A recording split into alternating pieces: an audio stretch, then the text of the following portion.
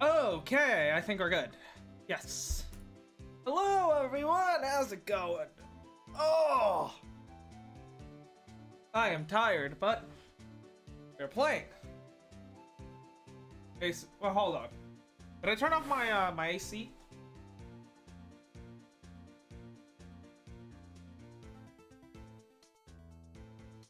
Yes. Okay, I did remember to turn off my AC. I am not retarded. I remembered that. So, yeah, I think we're just gonna jump right in. I mean, not much to say. All right, Jake Marshall, you can stop playing your theme now. Let's get right into the game. And, yeah. Very excited. I'm just gonna quickly run through the, just very quickly run through the, court record, just to, you know, try to remember what the hell it is we're doing. I'm in the middle of buying Minecraft accounts. Be right back. Good luck with that, I guess.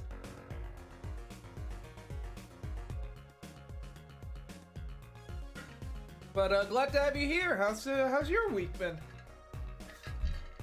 Okay, court record. The badge, the map where everything went down, right? So actually, this kind of changes our understanding of how the crime went down from what we learned yesterday, so I should go over it in the map after I go through the... Hey, Firewall! I'm doing good. How about you? Let's see. Mirror, right. Mirror, because the car hit the bowl. I still have no idea how this bowl is going to play into anything. Panties.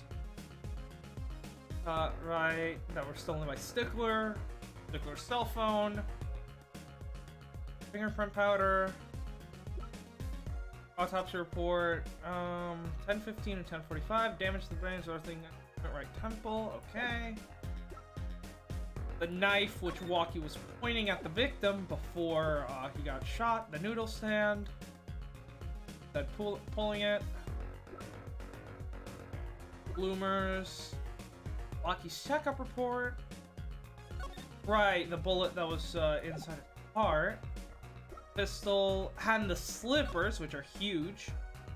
And it would seem that the person with the slippers was standing here at some point.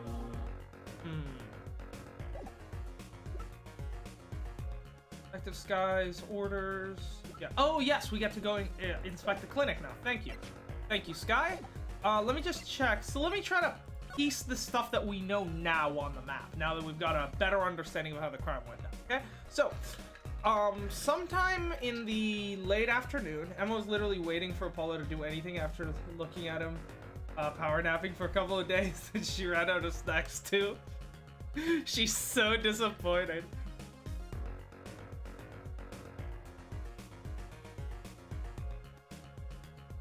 Hey, he's gotta rest his cords of steel, otherwise, you know, he's gonna lose his voice. You can't have that before a trial, right?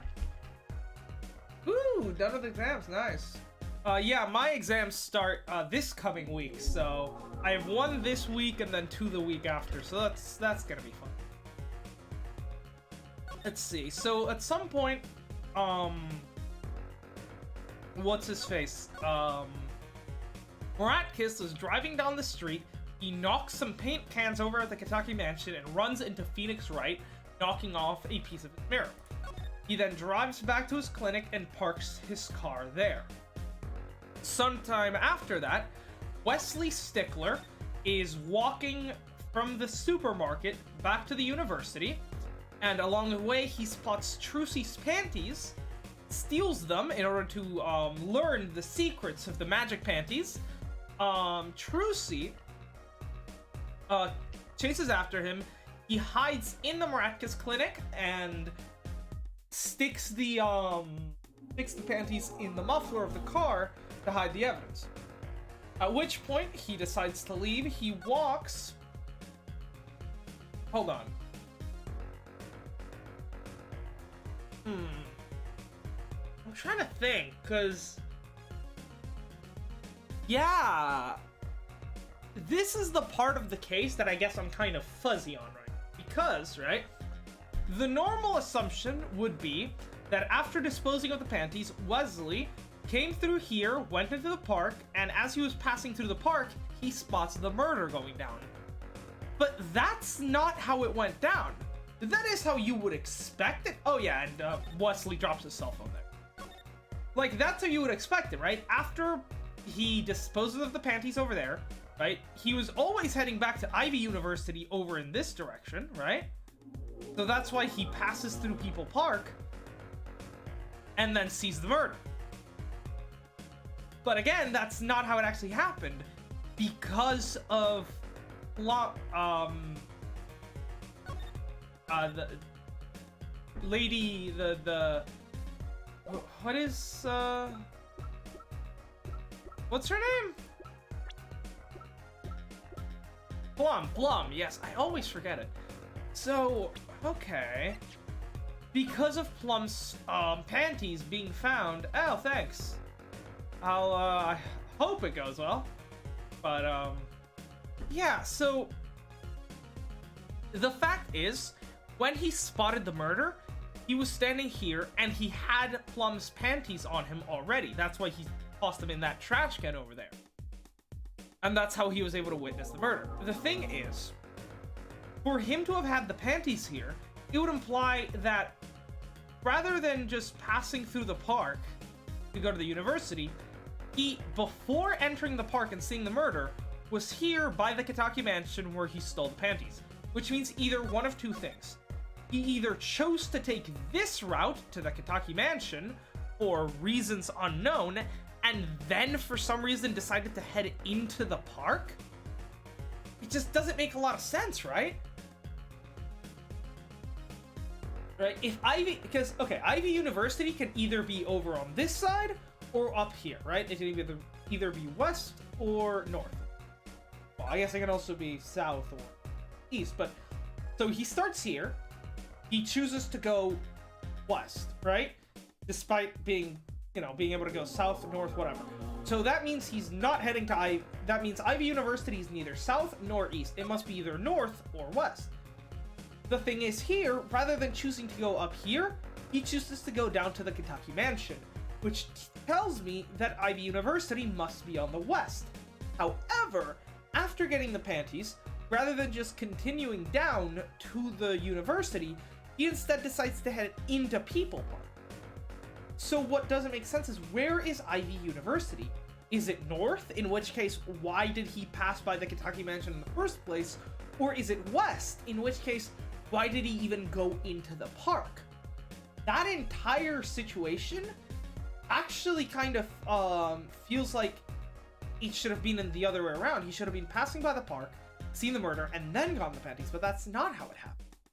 So that kind of throws off a lot of stuff. Huh. I guess we'll have to learn more about it, but I don't understand. There's also the fact that there's a mysterious other person here who would likely be the murderer, but I'm not sure. It's all very suspicious. But yeah, let's head over to the Miraculous Clinic. I'm still very suspicious of the Kitaki family wanting to possibly silence Miraculous, you know, due to wanting to go clean, and him probably not wanting that, as well as Alita Tiala, who is, we keep pointing out that she seems to be a very shady character, which I suppose should be expected for someone who's about to marry into, you know, like a massive fucking crime syndicate, but, you know, they're going clean. June 16, Eldune's house. Ah, you two again. What? Oh, when will you learn? Look at me however you want, you're not getting in today. I wouldn't be so sure if I were you. Look at what we have here. What's this? Detective Sky! Yesterday it was Prosecutor Gavin, today it's Detective Sky. Who are you two, really? I know he's suspicious again. Oh well, you got the orders. I gotta let you in. Have fun! Thanks, Mr. Officer. Let's hit it, Apollo. Alright. The Miraculous Clinic. I wonder what we'll find here, and why the police don't want us to find it. Why are the balls here? Also, pair of slippers is missing. The balls, and are those some shoes? Just some like high-heeled shoes. Just tossed this.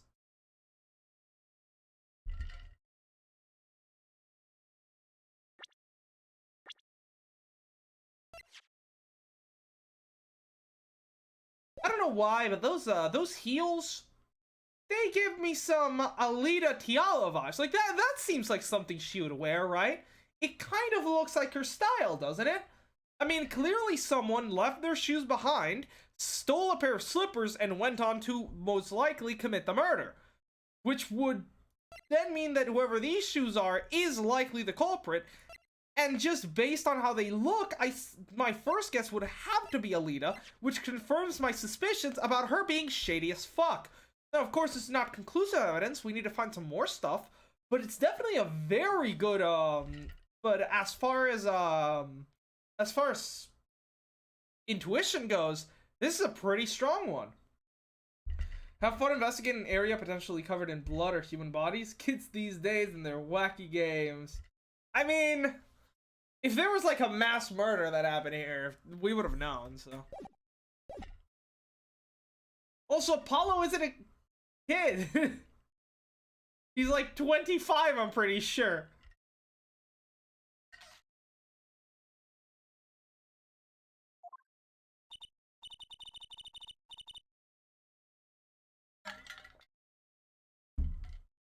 You can already tell that Miraculous is a piece of shit because of this big fish and this lobster that he's keeping in that tank. That tank does not have enough gallons for such big specimens, and not to mention the fact that I see no filter, but it might just be on the other. Huh, kind of an at-home sort of place, isn't it? This place has a connection to the murder in the park. I'm sure of it. The police guy out front wasn't so sure.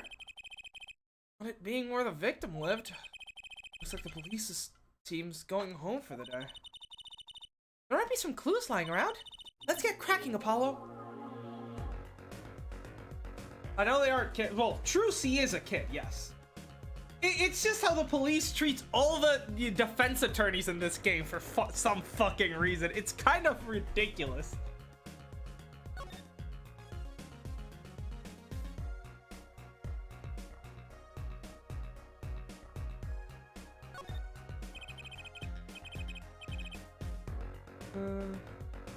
The tank is a lamp? What? Clinic's reception desk. No one's here, of course. There's a small sign on the counter. Please pay your bill. Remember, we're the ones holding the scalpel. Chat shit! When you get a fucking, when you get a new heart, and then your insurance declines, doctor pulls out a knife. We're gonna have to take that buckaroo. American healthcare be like. Brutal. Not effective. All the reception, I take it. Look at all these balls. They're from Aldoon's noodles. There's Mr. Salty. Then I think we figured something out. I think we have. Mr. Aldoon must do takeout. Not exactly what I was thinking. All the bowls have been washed clean. I think we found our first clue, Trucy.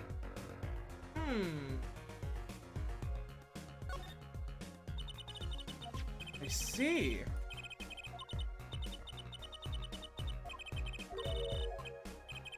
So he was stealing...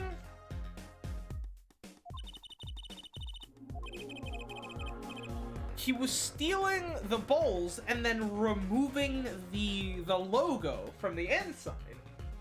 Was he trying to start his own noodle business just to fuck with Aldoon? Because that would be a fucking Sigma move, I have to say. Look, this door says doctor's office. I think this is the victim's private office? It's not locked. Too bad. Why too bad? I like opening locks. It's kind of a hobby of mine. You fucking small criminal. Like those little bike locks? Don't even bother putting them on when I'm around. That's probably not a hobby you want to tell too many people about. Apollo! That sound! It came from behind the door! Someone's in there. Let's check it out, Trucy. Breaking! They left through the window! Wait, Apollo! You're too late to catch them now! Must be her experience as a snatcher chaser talking. Well, we should tell the police. Let's check the room out first, Apollo. If we call the police now, we'll lose our chance. You're right. It's better at this than I am! Well, one thing's for certain. This clinic and our murder case are looking pretty related now. Oh, we knew that already. Before we check this place out, I want to keep checking this area out. Imagine a doctor telling you that slogan and he immediately adds, "Yeah, that's how I lost my medical life." They got their own little Charlie, I see. Okay, let's look at the sandals. These must be the slippers for patients at the clinic. Same as the pair we found, of course. Look, a single pair is missing from the rack here, too. And ours have paint on the bottoms. Which means they were taken out of here on the night of the murder. Right. The paint's from the hit and run, after all. What are the pair of clinic slippers doing in that trash can? And what are they doing at the scene of the hit and run? Well, because they were at the murder scene and then they disposed of the slippers, I imagine. They just didn't expect us to find them. Because, for some reason, murderers have a really interesting tendency to believe that once something is in a trash can, it is gone from existence. They have the object permanence of a 3-year-old, and it makes solving cases super fucking easy. Barely an inconvenience. There's a single pair of sandals here. Hey, but why would there be sandals here? Unless they belong to one of the patients. Or maybe it's a visitor that came to see Dr. Miraculous. You'd think they used this house entrance instead of the clinic entrance in that case. And if this patient or visitor is still here, why'd they leave without their shoes? I'd take a closer look at these, just in case. I don't know, like, this is definitely Alita, but the thing is, why would she just leave the sandals here? Like, if she put on the slippers with the specific intention of hiding her footprints at the scene of the crime, why would she leave her sandals here instead of disposing them? They are evidence that ties everything back to her. No, whatever. The Sigma male grinds that make noodles in the chemotherapy room just despite the beta boondocks look-alike. That is pretty Sigma, I have to say. Yeah, let's inspect those sandals. Can we should dust those for fingerprints. That should tell us who they are, right? Or way ahead of you, game! Way ahead of you. Let's go. Okay, anything else to look at? Not particularly. Alright, let's take a look at these toes. Children, cover up your eyes. This is about to become a Tarantino movie. Most murderers aren't planned. They're at a spur of the moment type of thing. This one was planned. She literally picked out a different set of shoes to not leave fucking footprints. This one is planned. Hey, Apollo, you think this is... Huh, this could be a toe print. Maybe we can get a print off this. Let's try it out.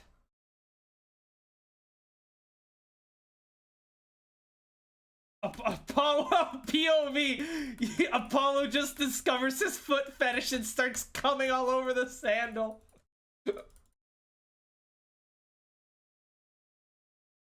Alright, and then there's a button that I need to press to blow. I just don't know which one. So I'm just pressing random buttons on my keyboard. Nope, it's not S. S is back. Okay. But at least we found a button that does something. That's a start.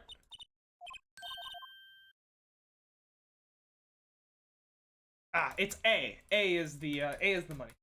Got it.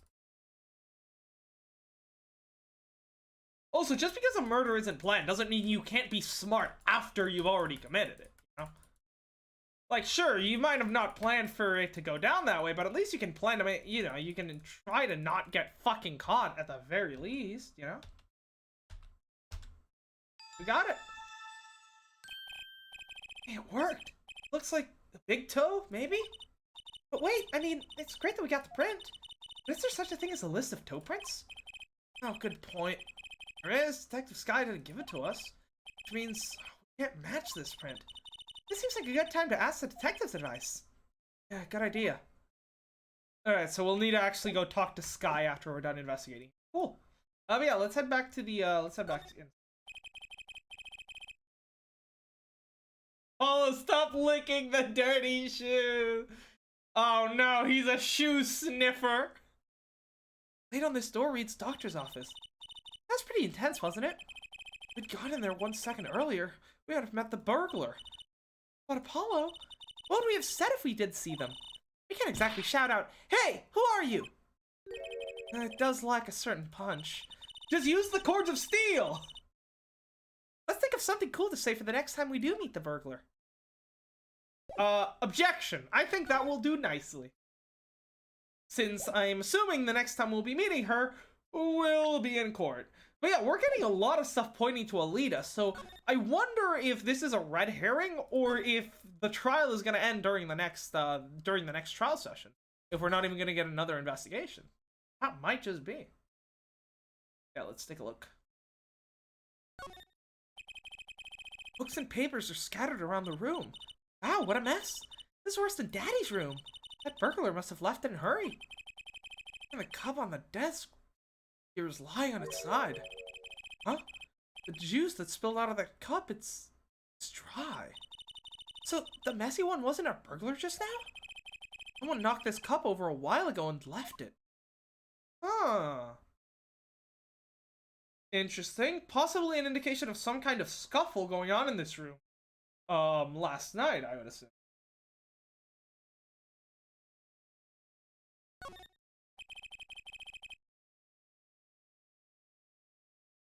Hold on, why am I not seeing some of your messages?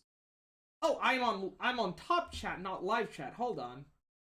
First panties and now sandals. Do you want to know how much cocaine was needed to reach something like that? This is just Apollo's slow descent and realize he has a foot fetish. Oh yeah, okay. For some reason I had my chat open on top chat instead of live chat, which is, I don't know why it defaults to that bullshit. I fucking hate YouTube sometimes.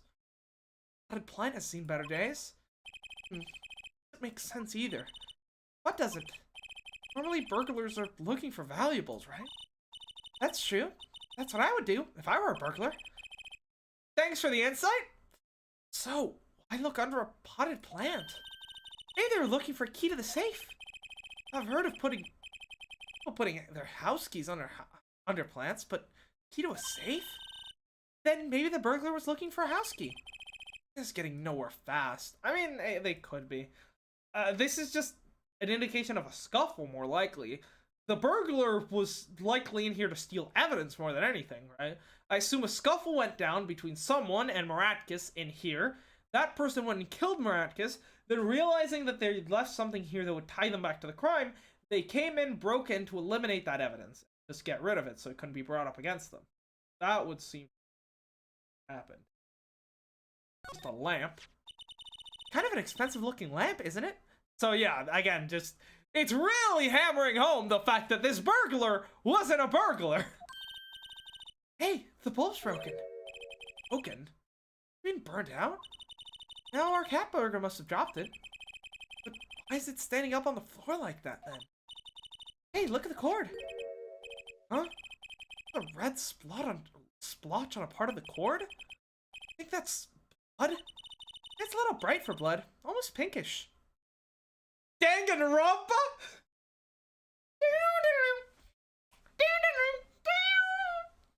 Our body has been discovered! I really want to continue doing Danganronpa 2, but Bryce will not return my fucking messages about the game for some reason. Apollo isn't dusting for Prince, the powder is just cocaine, you're the player, it's just fueling his addiction. What? Oh yeah, and instead of blowing the... Well, he is still dusting for Prince. It's just that he does it with cocaine. Instead of blowing it away, he instead just snorts it up, and it leaves behind the print. It, you know, kill two birds with one stone. It's, you know, what a cocaine junkie would do. Something's definitely odd about this lamp, that's for sure. Let's look at that lamp.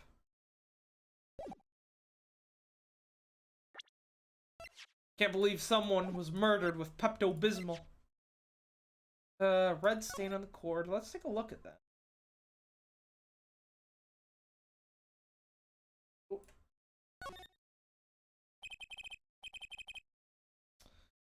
Bulb is broken. It won't turn on. Oh, how's it broken? Don't touch that. You'll cut yourself. Ah! Yeah. Fool me once, shame on me. Fool me twice. Finger. You're bleeding. Let me see that. Wait. Magic blood! Teehee! Gotcha. Please don't do that again. I have enough to worry about without my co-workers injuring themselves on the evidence. Yeah! Just... Trucy, right? Why is your blood found at the scene of the crime? Oh no! That'd be so awkward to explain. Let's take a look at this blood, though. My god, this is one low poly lamp. Look at that cable. Sheesh.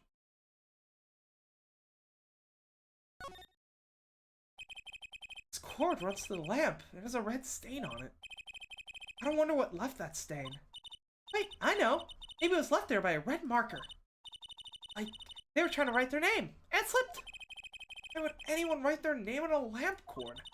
I used to write my name on my magic ropes. Here, can we get a closer look at that? Because that seems interesting.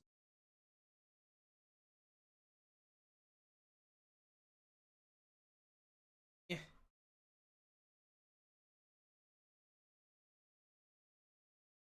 Rotate this. So you actually get a good fucking look at this is impossible. My god.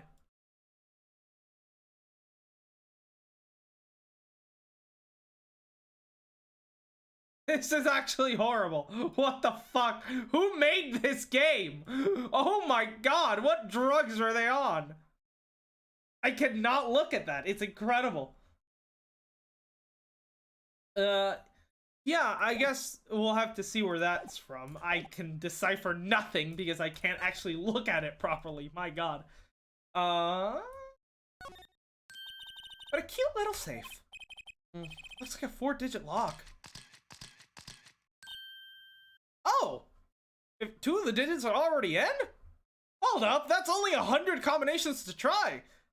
Like, do a combination a second, and that shit's like, what? That's under 2 minutes. You've cracked the fucking safe. Let's do it. Someone's already entered the 2 numbers, Apollo. 7, 9. Wait, do you think that burglar just now was trying to open it? I wonder what's inside the safe. Is there any way we can figure out the last 2 numbers? Just guess. Literally just guess. You'll get it in under 2 minutes. Oh, we know the first 2, 7 and 9. Maybe there's something in the court record? Something that can help us figure out the last 2 numbers. I wonder. Really? Seems.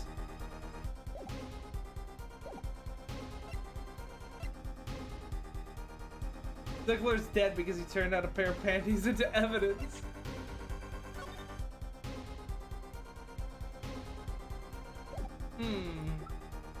Panties, cell phone, fingerprints.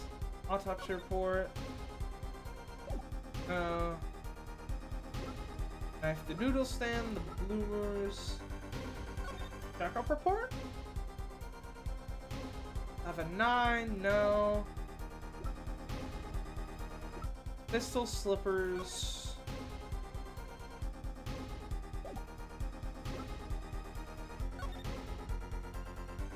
Not as far as I can tell.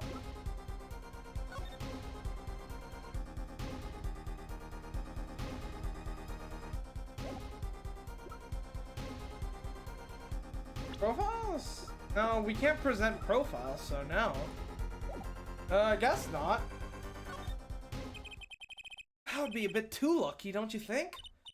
Well, I suppose. If only there was something that could finger which buttons had been pressed. Only I could finger which buttons had been pressed, huh? Oh, you mean like actually like fingerprinting? Okay. I thought you literally meant like something in the court record would have the number. There is a way after all. Yeah, okay. The fingerprint pop. Okay, that's what you meant. The numbers are in the panties. This is stupid. You can just trial and error this shit. There is 100, like, starting with 7-9, there's only 100 possible combinations. That is literally less than 2 minutes of trial and error. You'll get this done in no time. Just you fucking fingerprint powder, just apply the Alexandrian solution. I knew it, Apollo. What is it? Well, all you have to know is what buttons have been pressed. Use this to find out what the next 2 numbers are. You press the buttons, you'd have to touch them. With your fingers, right? Yes, I guess. It would leave a print. You open the safe, you don't press any other buttons but the right ones, right? So we can find the buttons with fingerprints. We have the safe code. Not bad, Apollo. Now you're thinking like a true criminal. Girl, I'm coming!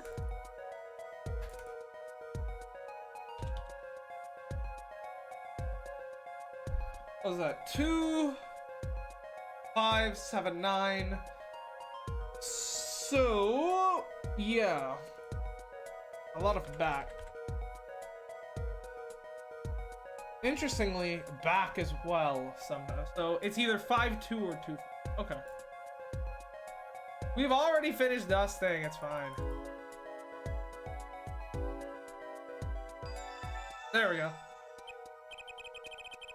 You fucking bots! My god! You're incessant. Be gone, bot! Look! Clearly see the oily finger residues clearly. It's 7 and 9. These are glove marks. The burglar must have been wearing gloves. Well, we might not be able to identify the burglar, but we can open the safe. Let's give it a shot.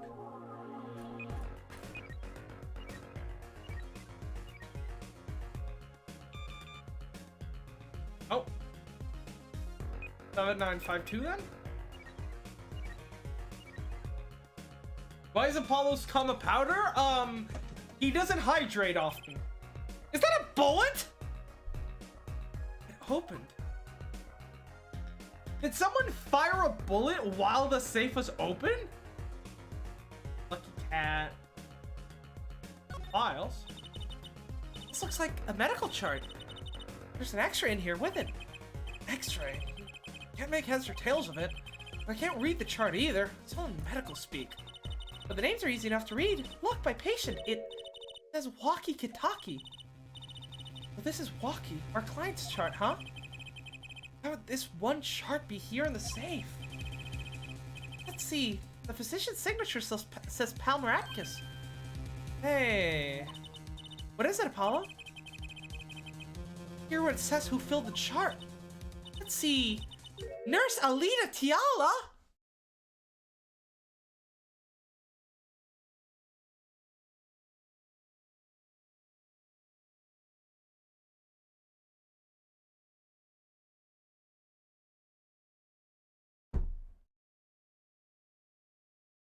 Ladies and gentlemen, we got her. Okay, so that is where her shady past is from. Most intriguing. So now let's see what what her motive for killing Miraculous might be, huh? Maybe the fact that maybe she killed him because he almost killed Walkie?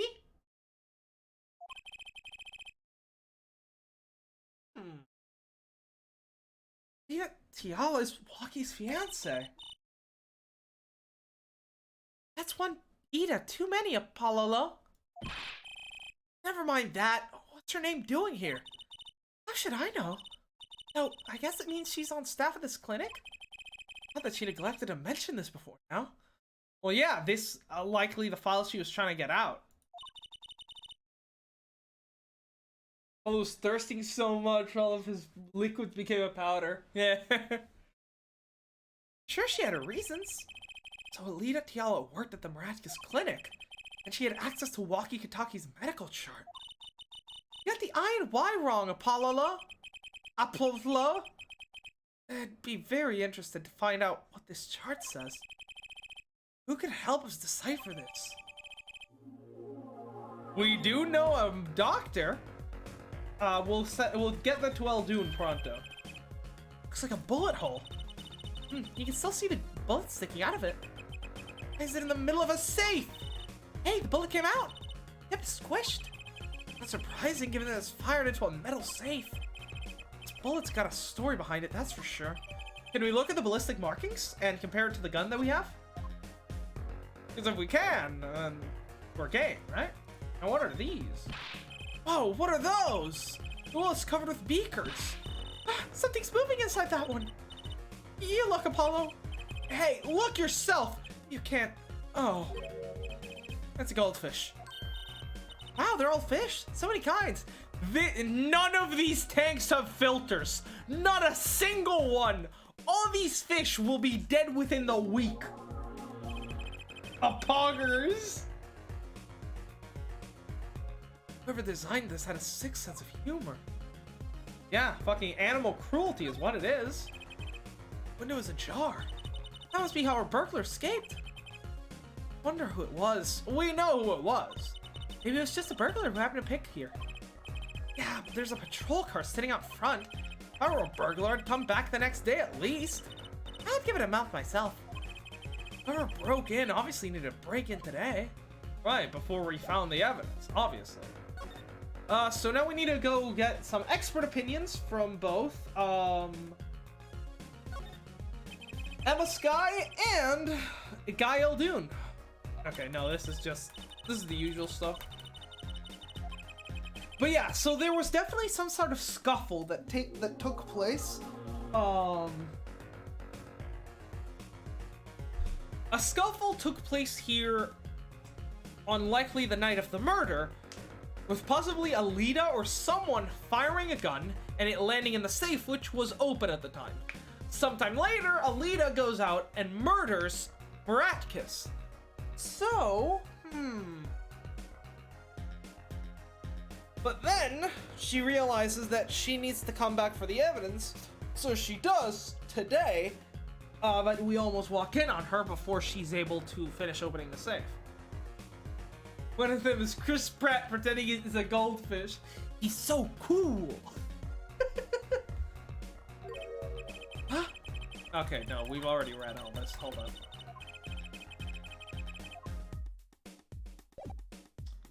Alright, let's see.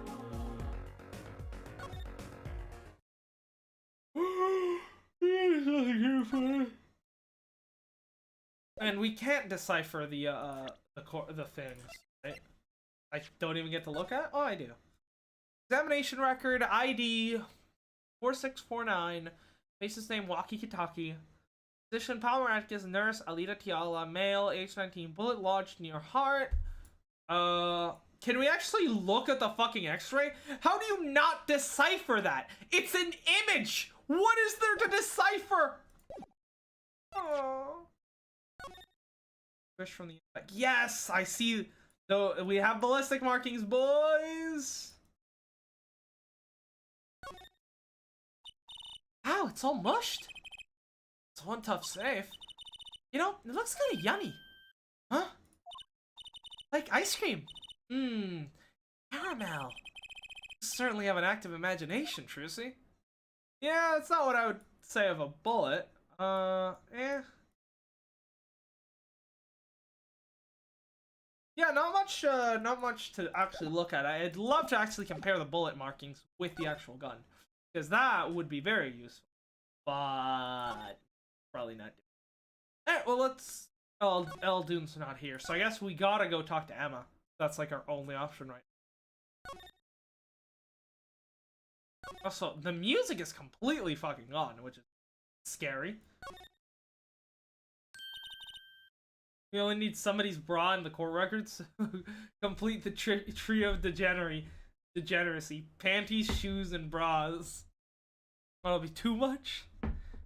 Maybe we can get Emma's bra? You know, Emma, would you be willing to complete our collection? I know that face. That's the face of someone who makes, who's made a discovery. How did you know? Can't fool someone trained in the ways of science. She'll have us analyzing face prints. Let's ask Detective Sky to help us, Apollo. And back to the music.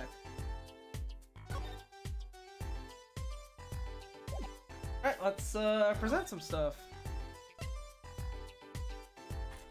First, let's see if she'll comment on these sandals. These sandals? There's quite a clear print on there. A toe print. Too bad we don't know whose toe it is. Well, there are ways of finding out, of course. There is? What? All you need is a sample of someone's toe print. Of another shoe, for instance. The sandals!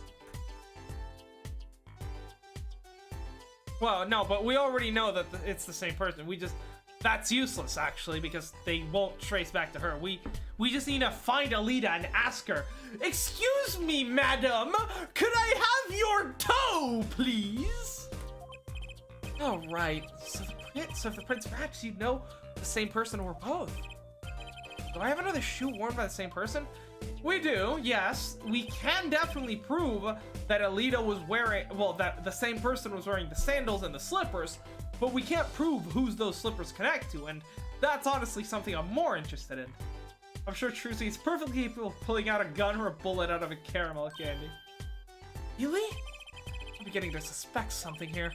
Detective Sky, can you compare the sample with the other print? With the slippers. Say toe print sample, didn't I? Where exactly is the toe print on this evidence? Oops, stormy skies ahead. Try again, scientifically this time if you would. Toe print, right?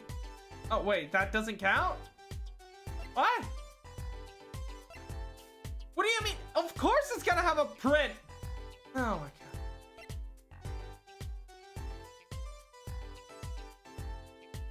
Well, we don't have a toe print, so... Okay, I guess it's not actually asking us to compare the two things that we already know are related, thank God. Yeah, of course you can have my bra.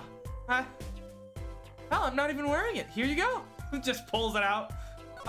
Okay, so it looks like we're gonna need to get Alita's feet to solve this case. We're on our journey for feet. We'll be back shortly. Actually, I want to ask her about some of this other stuff. Let's see. Lamp? Say, could you take a look at this lamp? The bulb's broken. Right, strange, isn't it?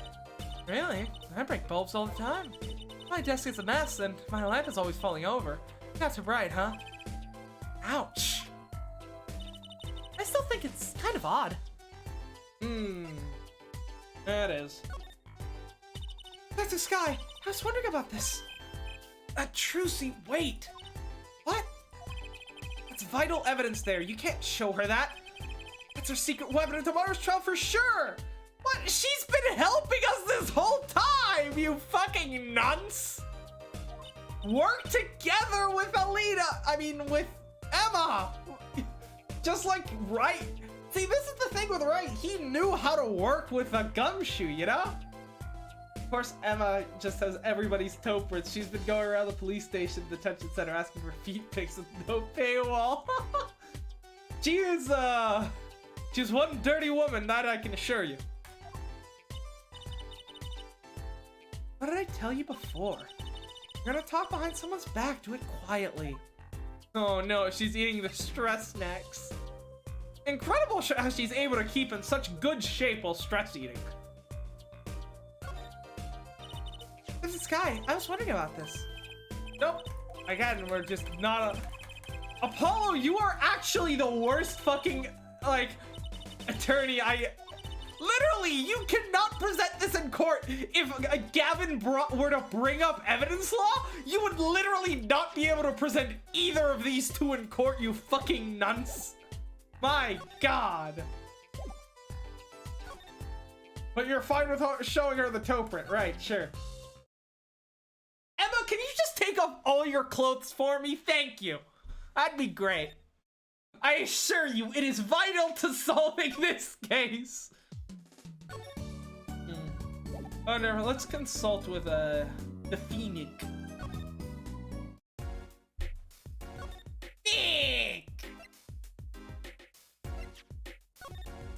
Do you have any advice on getting some toe prints? Nope. Not at all. He's rather ashamed at our predilection for toes, I guess.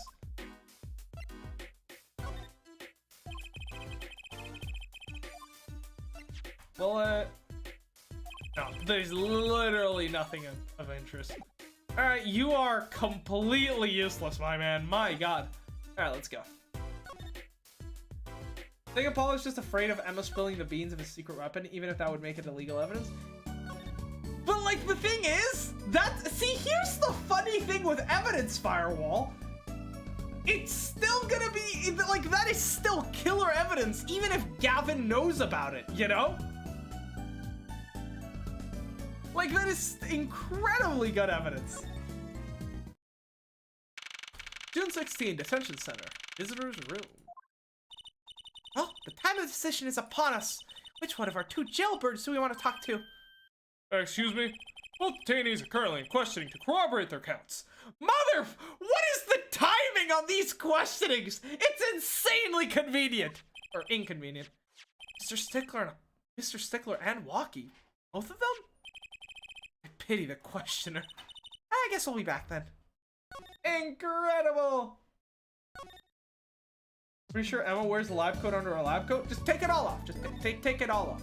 Everything. Kitaki Mansion. Let's go to Eldunes. Is he here? No, he's not. God damn it.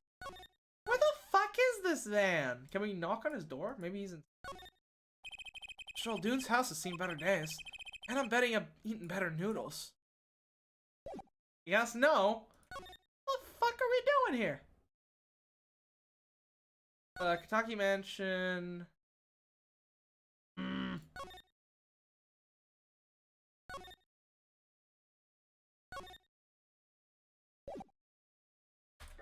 Can we take a look at these sandals? Are you sure there's not a fucking toe print inside them?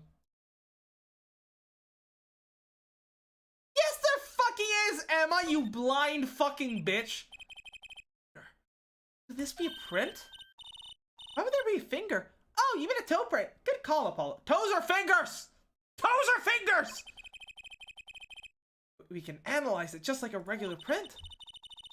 This could be a vital piece of evidence. Yes, analyze that foot thumb.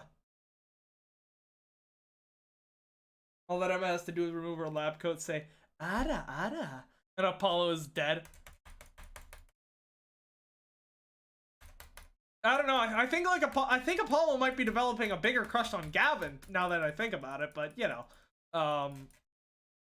I'd probably be dead.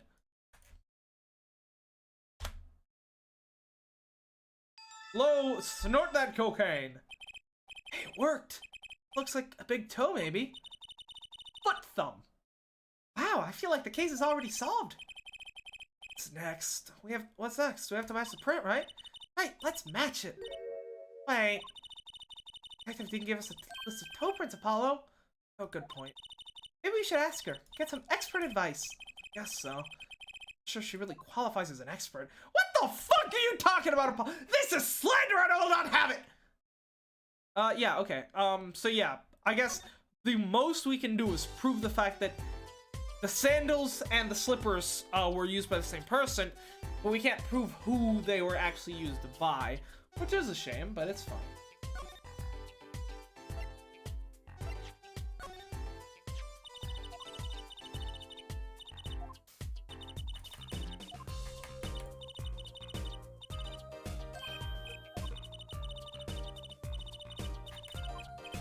Where the fuck's my water bottle?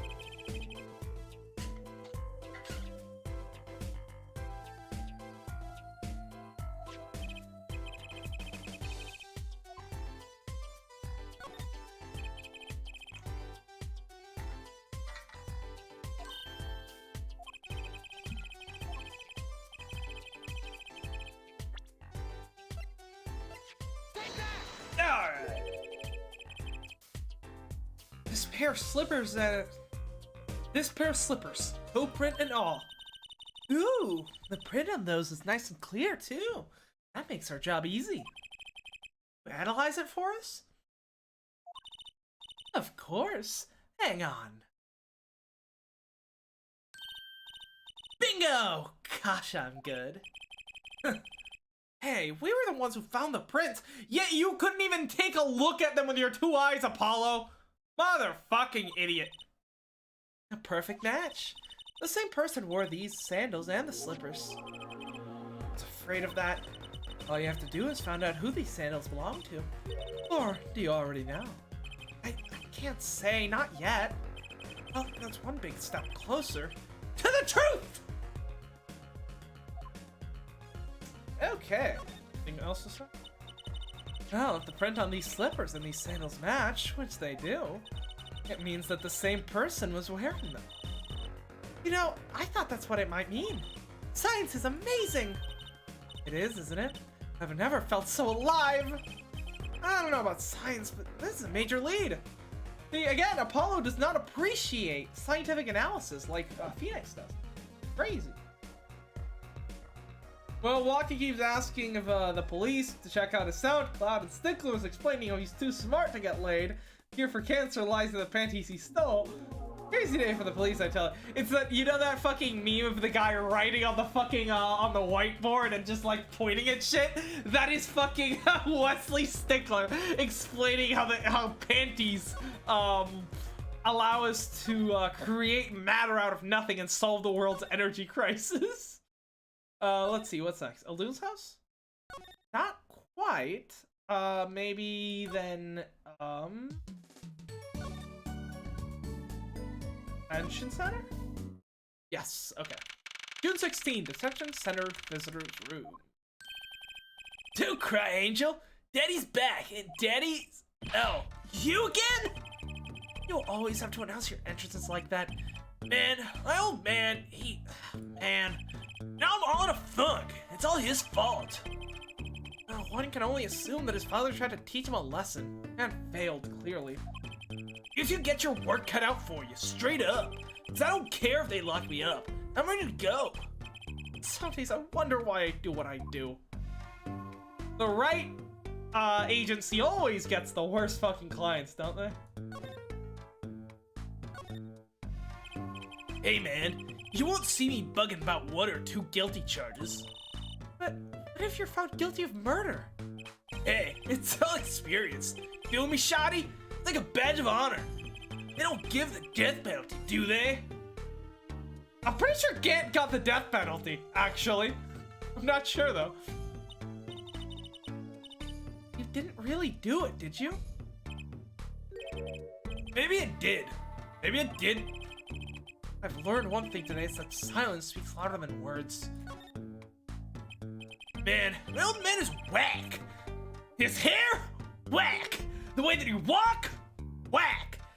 The way he talk? Whack. The way he doesn't even like to smile? Whack. Me? I'm dead as fuck, boy! Disappointing. That's what he is. I hear that he wants to leave the mob. Over my dead body! I spent my life trying to keep it real. Need an OG, never stepping it down. Now my old man wants to go soft? Fine, let him. Just leave me out of it. The day I get out of here, out of the clink, that's the day Alita and I start the next generation of the Kitaki family. So why murder the doctor then, I wonder? Please don't talk as though it's assumed you're going to jail, for my sake. Hey, Darius, how's it going? Game Grump rip off that Jacksepticeye voice? It's an interesting description. I will give you that much. You get points for creativity, I guess. Would you like to expand on that, though? I don't really watch Game Grumps, and I don't have an Irish accent as far as I'm concerned. I'm not Irish, you know? But, you know. Please don't. Okay, we already read that. Oh, let's see. The Wesley gameplay stealing panties is the bitch-ass side quest versus the stickler lore, explaining with carefully constructed arguments why women's underwear are the key of the ending world hunger. Wesley sticker gameplay. Panties. Wesley sticker lore. You didn't have to cut me off. I don't even need your love. Treat me like a stranger. I feel so alone. I didn't have to stop so long.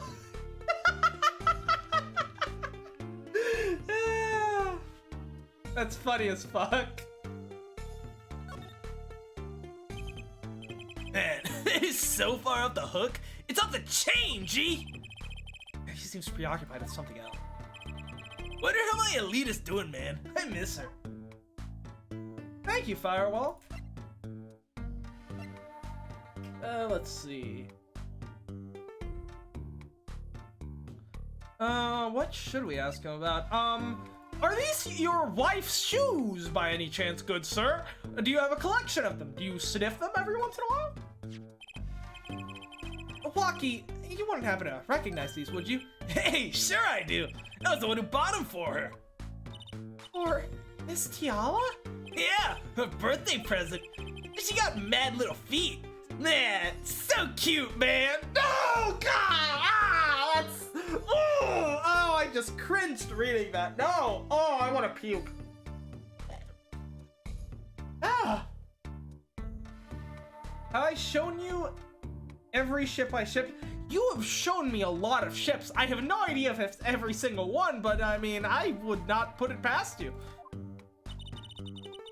So these sandals are hers? Yeah, kind of had a feeling. What's up with the funky vibes? Alright, so now we've placed Alita at the crime scene. Let's go. The baby.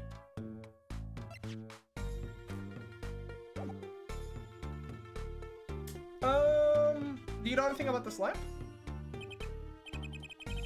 Nope.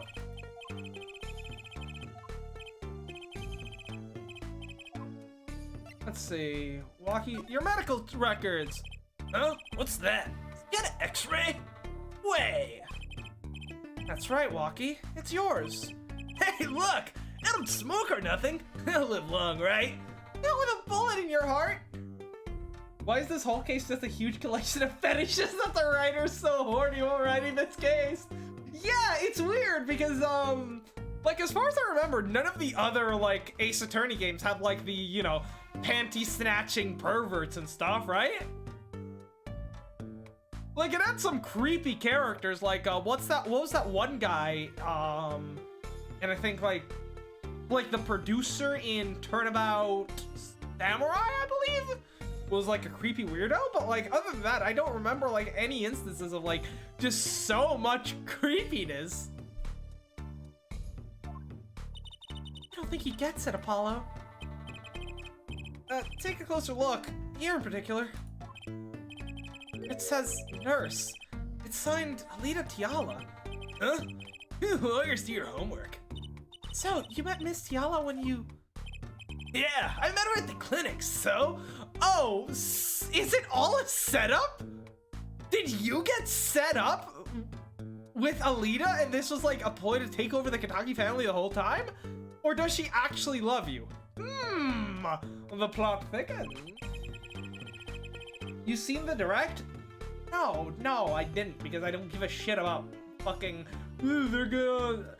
All I know is that people were mad because they didn't announce Breath of the Wild 2.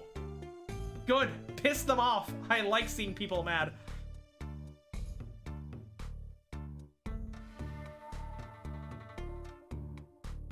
Could you tell us a bit more about the circumstances of your meeting? Fine. I'll tell you how we met if you want to know that bad. Alright, we'll ask him in a bit. And he, of course, knows nothing of what of bullets because... Fun fact, Shu Tamuki wrote Justice for All while drunk. That explains so much about the early case and why... but he did woke up while writing Farewell My Turnabout, so that's fine.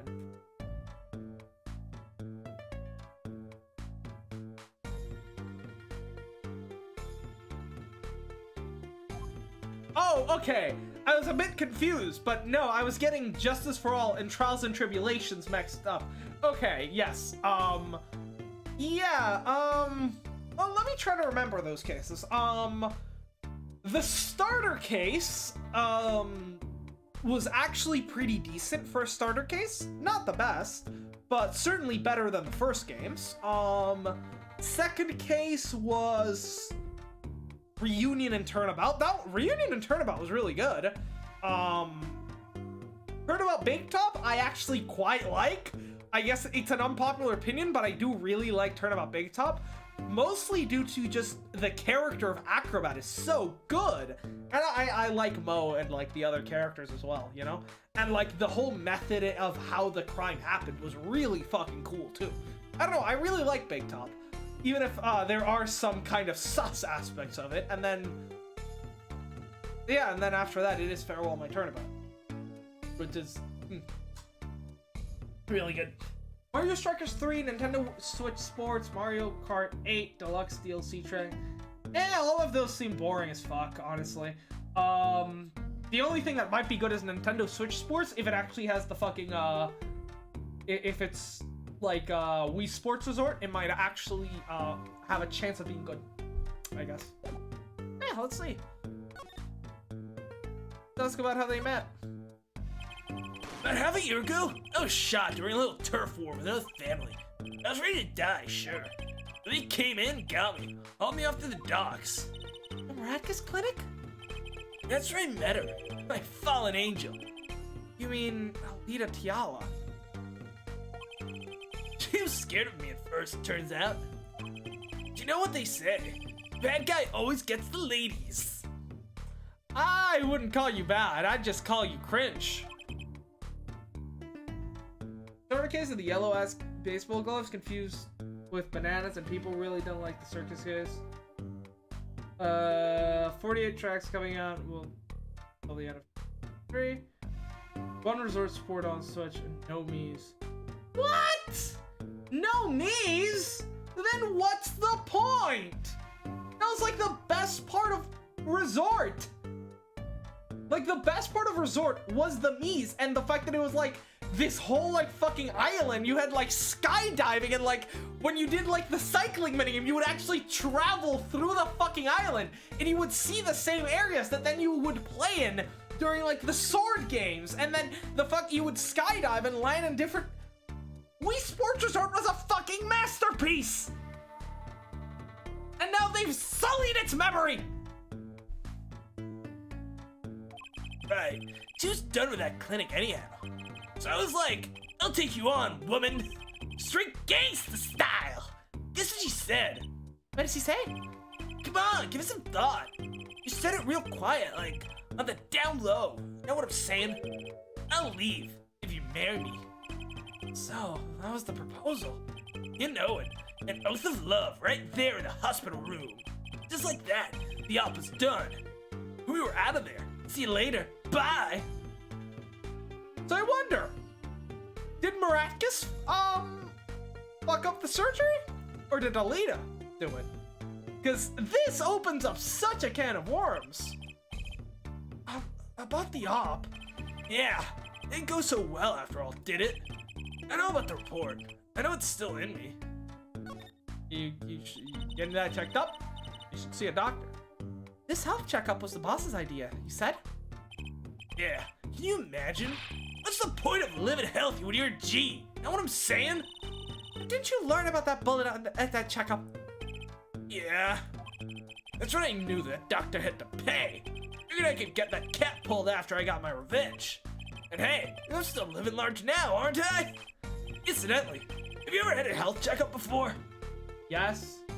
Several. Matt comes out of his grave. Body-cover family members are obligated by contract to get shot at least once. Walkie be like, perhaps I'm cringe, but that makes me free.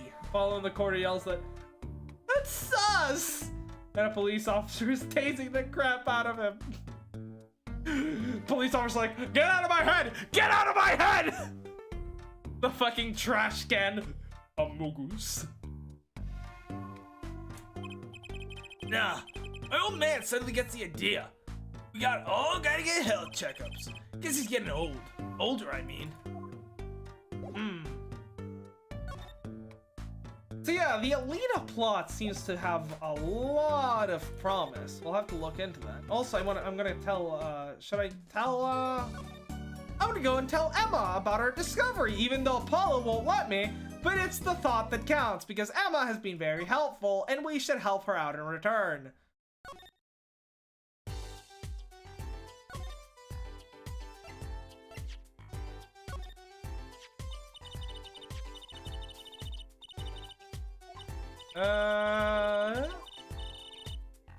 You know, that's what I thought it might mean. Science is amazing. It is, isn't it? I've never felt so alive. Okay. Oh no, we literally just can't help. Apollo is just a piece of shit, isn't he? What a Weasley little liar, dude. Man literally used fucking forged evidence on his first case. Straight Edgeworth style. My god, they even wear the same color. Well, no. Edgeworth's red is slightly darker than Apollo's red. Wonder why. Yeah, let's head to, is Eldoon back? Yes, he is. Cool.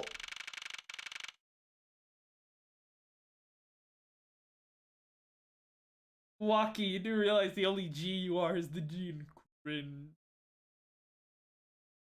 June 16, Eldoon's house. Mr. Eldoon, we've been looking for you all over. Yeah, what's the matter, Trucy doll? Oh, show him what we found. Nothing like expert advice. I suppose that is, he is still a doctor. Mr. Eldoon, is everything okay? I'm just so happy. I just thought my doctor days were gone for good.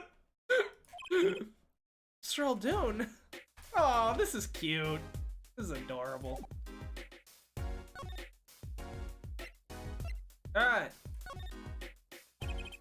Mr. Eldoon, can you just take a look at this? Medical chart? Hey, you should go around taking those from clinics. Why the sudden silence, Mr. Eldoon? What?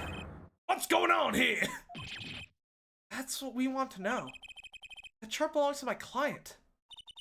He's on trial on suspicion of murder. On trial? That's crazy. Can't put him on trial. He's ABD.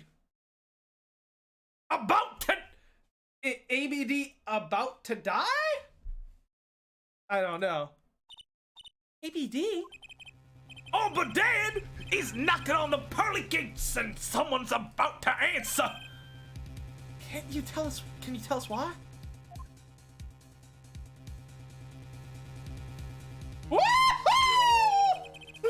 Oh no, he's hot! Well, permit me to speak as a surgeon. Oh yeah, that works. You listen up good now, son.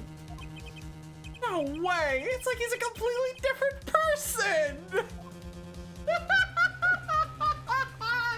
Yeah, I'm doing the voice change for him whenever he takes off the hat. Yeah. Oh, that works so well. Oh, God, he looks so different. If you give him more Joker voice to start off with the song, just, hey, you see, Batman, in this society, turn him up big top becomes God tier. Yeah, so I wonder, so I'm thinking, Alita decided that she gave Waki the ultimatum that he had to marry her, right? Coincidentally, she is also in charge of the operation, or, you know, one of the two people in charge of the operation that left him partly dead. Meaning that if she married him and he were to mysteriously die due to a botched medical procedure sometime after, someone would end up inheriting the entire Kitaki family assets. But she can't have him going to the... Maybe Maracus was gonna come forward. Maybe Maracus was guilt-ridden and wanted to tell Waki what had happened? and then she killed him to keep him silent, but Waki got caught up in the whole thing, and she can't have him going to the slammer yet because they haven't gotten married yet, and then she won't get a penny! Now, I ain't saying she a gold digger, but she ain't messing with no broke African-American individual. It's all in the street hair, dude. You take it off, you lose your powers. The wig was his power limiter, now you can achieve ultimate universe sex appeal.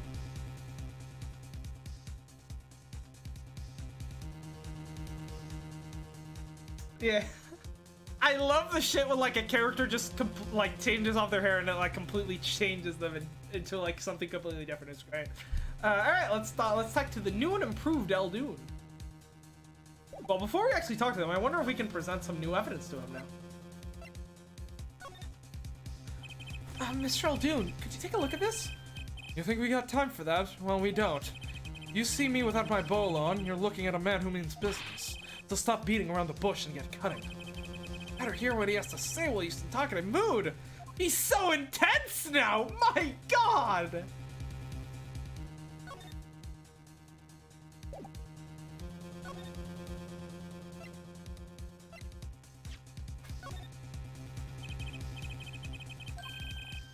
Nope, okay, we just gotta talk to him, I guess.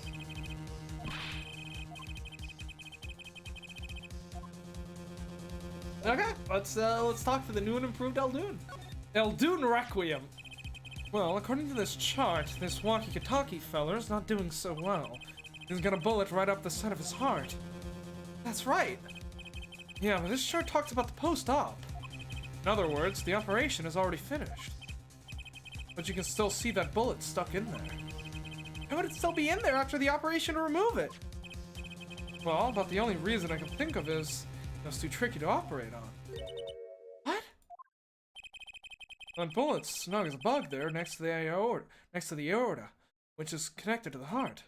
Heck, that strap of metal's junk's just surrounded by blood vessels. Kind of a miracle. 2 millimeters to either side, and there'd be some serious bleeding going on in there.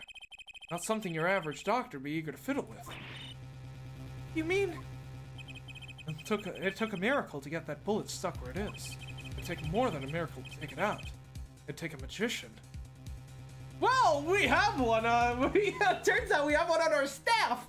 You know, maybe the right anything agency should get into the medical business too. It's touch every industry. My God.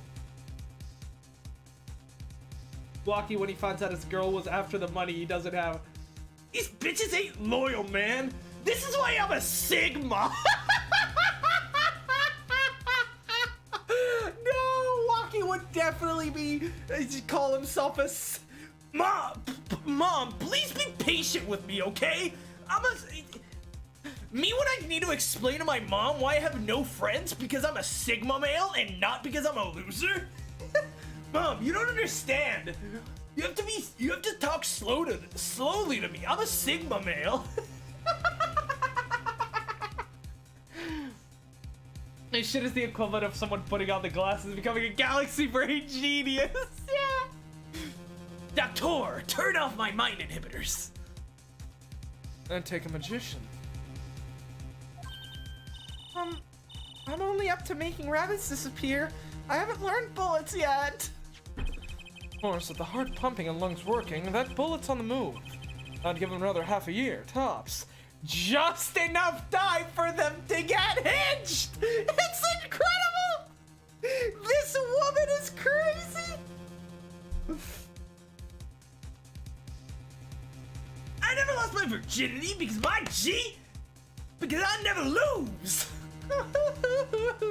That's called Sigma! It's my grind set, baby! Oh shit, I just lost all my money in a fucking crypto scam. Oh well, let me go buy some NFTs. You just don't understand the blockchain, dude. You don't get it, man. You're not a G. I'd give him another half a year, tops. Blocky's operation was already half a year ago. That's why I'm saying you're out of time. That kid shouldn't be on trial, he should be on an operating table. Hey, just great. Dr. Miraculous do such a terrible thing? How could he just leave that bullet in there? I got a pretty good idea of how we felt.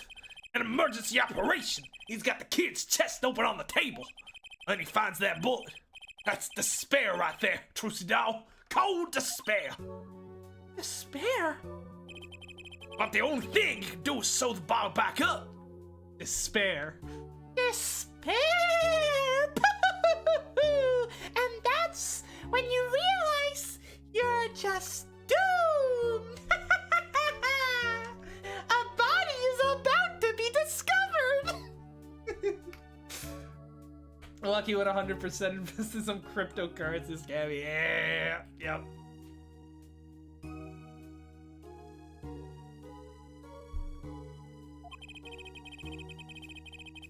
He wasn't exactly in the situation to get admitted. He couldn't take him out. The Kitakis. You bet. That kid's their only son, I hear. So he skips the operation, and Waki's back on the street, living his life. Of course, it's only a matter of time before his heart's hemorrhages and he drops cold. Oh, awful. And which doctor would they take him to? Miraculous? He's got enough ties to them. He could probably cover up the truth of what happened. It's just horrible. He left Waki to die. There's a darkness in this world, Trucidal, waiting, hungry, compared to these gangs, tough wars are like kids' games. When you're up against real evil, well, it don't matter if we're weak or strong. It'll take you all the same. Death doesn't discriminate between the sinners and the saints. It takes and it takes and it takes. We keep living anyways.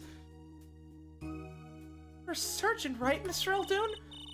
You could operate on Waki, couldn't you? I wish. What? I'm afraid there ain't nobody in this country that could. Maybe not even in the world. So Waki... Is real lucky to be alive, even now. No. There's one problem. Paula? This chart. Look at the nurse section. Alita Tiala. That's right. This operation was how they met. Yeah. Problem is, she knew. She knew about Waki's condition. Guaranteed. Why didn't she ever tell him? It doesn't make sense. If she knew her patient was in serious danger, you'd think she'd want to get that second operation before getting engaged. What was she thinking, Apollo? What were you thinking, Alita Tiala? To be continued? Yep. Guess Eldoon's entire medical credentials are limited in wearing a hat? That is so powerful, he even developed an accent. Yeah.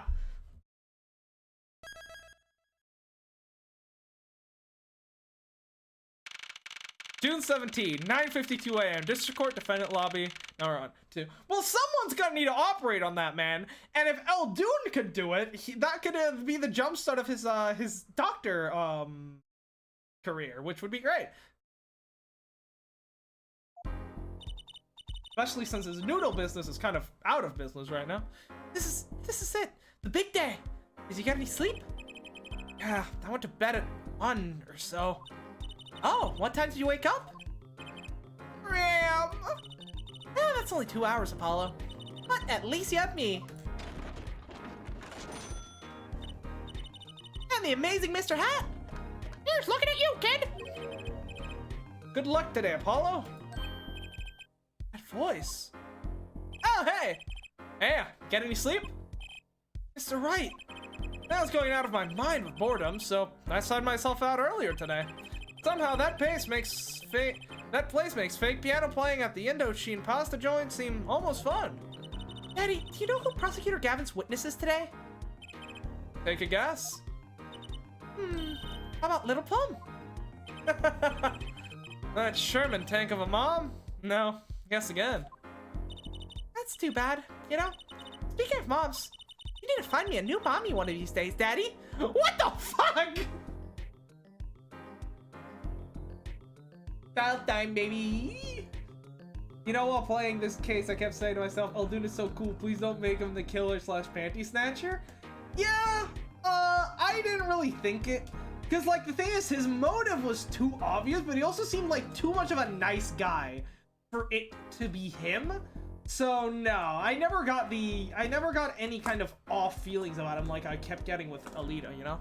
It's important to trust your intuition, I guess.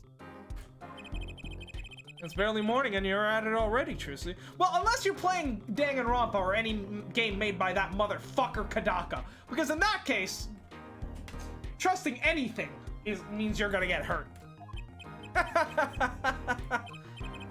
Okay, this is why I don't buy their father-daughter relationship.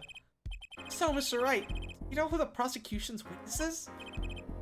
Alita Tiala, your client's fiance. It's gonna be a witness? But that seems odd. Why would she testify against her own fiance? You have to wonder what Gavin's up to. It's going down today. That much is clear. Well, not to worry. I've got my panties back. If we can't find the killer, I'll pull one out of there. Sure, I'm sure that'll work. June 17, 10 a.m. District Court Courtroom number 4. I really do like Aldun. He's one of the better characters in the series. Court is now in session for the trial of Walkie, Kentucky. The defense is ready, Your Honor.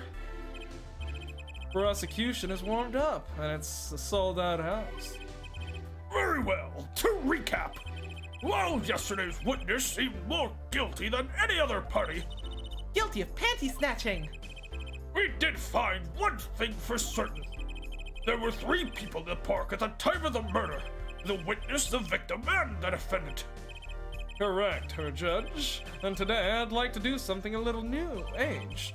I'd like to look at this horrible crime from the outside. The outside? The acquisition of the murder weapon, the preparation of the act. The poor defendant told all, you see? To his betrothed. His betrothed? His fiancée, Her Judge. His partner for life, with no chance for parole. Clavier? Something tells me you know that this man's life is up, because yes, he won't get a chance for parole. I can tell you that much. You would think with Edgeworth's salary, Phoenix could at least wear something besides a dirty tracksuit? And a beanie with the word pop on it. Just how dare you talk about that way about your second dad, Edgeworth? No, Edgeworth is the mom, of course. Very well. You may show the lucky lady to the stand. Plus, this game takes place in what? Is it like 2025, right? I mean, we already have gender reassignment surgery. We'll probably have like womb certain, like, you know, to the point where like people can have, you know, have a womb placed inside them. I think given a few years, that shit will be regular, right? You may show the lucky lady to the stand. Clavier's never heard of divorce? No, it's just he's gonna die before the divorce filing can even go through the court system. Your name and occupation, Fräulein? Fuck, what was the pronunciation of that shit again? I forgot. Is it Fräulein. Fräulein. There we go, Fräulein. Got it. Alita Tiala, my occupation is future wife. Lies! Traditional values. I respect that. Too many brides these days can't even weave baskets blindfolded underwater.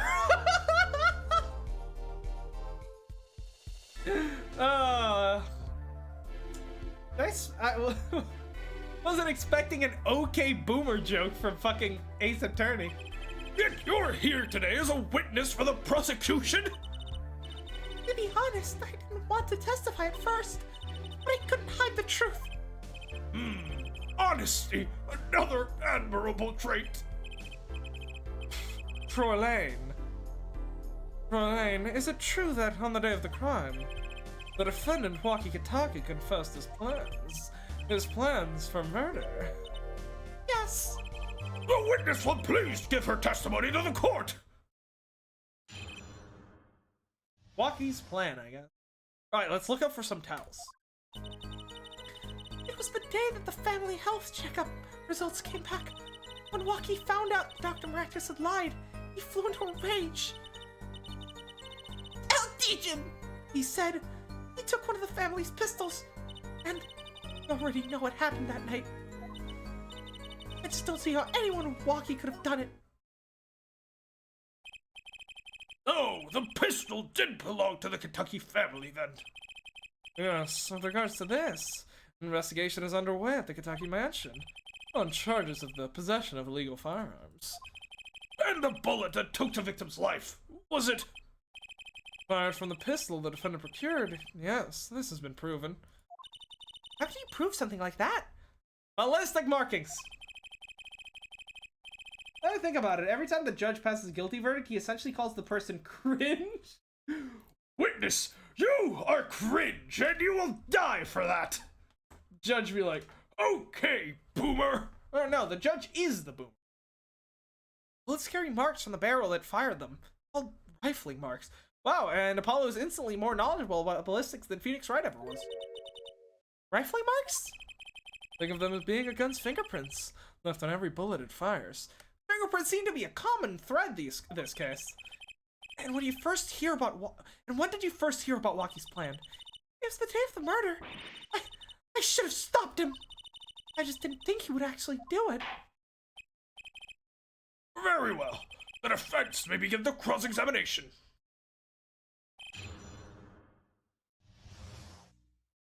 See.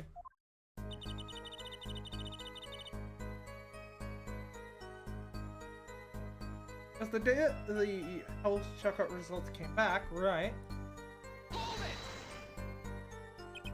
That was the day of the murder, correct? Yeah, everyone in the family received their checkup results that day. When Waki looked at his face went so pale. But of course, he had just found out he had a bullet in his chest. So, you were there at the time? Yes, or Waki. What a Weasley little liar, dude! She's still lying! Oh, he found out Dr. Maractus lied. He flew into a rage. Judge is the type of guy to post idiot memes on Facebook. Oh, look at this! What a funny little yellow guy! Oh, and there's another one! Oh, they're from that movie my grandkids love! Oh, that's funny! I will post this! Maybe I'll help me reconnect with my grandkids who hate me!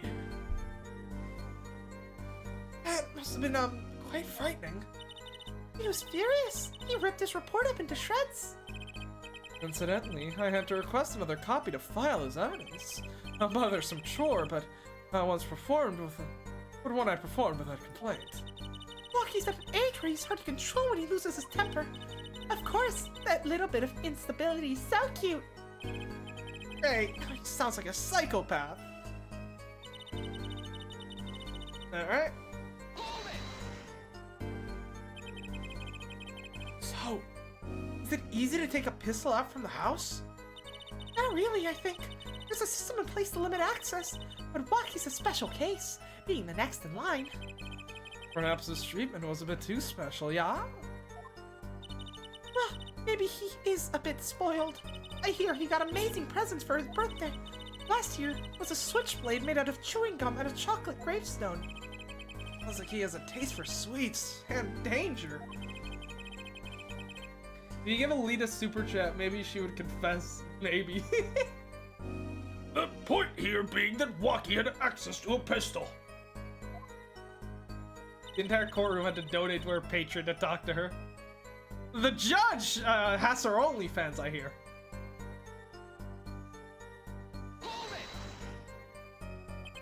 What happened? Meaning the murder. I tried to stop him. I really did. But Waki wouldn't listen. The defendant was nothing if not determined, it seems. The last thing you should do is blame yourself, miss. Oh, there's gonna be plenty of blame to be thrown around. Don't worry, Judge. I just don't see how anyone but Waki could have done it. How can you say that? For certain. How? Objection! Her forehead, he will refrain from badgering the Fräulein. The Fräulein. Fuck! Again!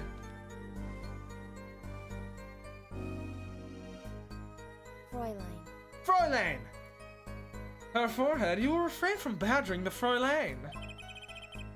It was the defendant, or Waki, was it, who took the pistol from his home. We know this for a fact now. I suppose we do. So, how could anyone else have used this pistol to shoot the victim? Well, they could not. Simple logic, yeah? Well, that does seem to be the case. Does the defense have anything to say regarding this point? Someone else have used that pistol.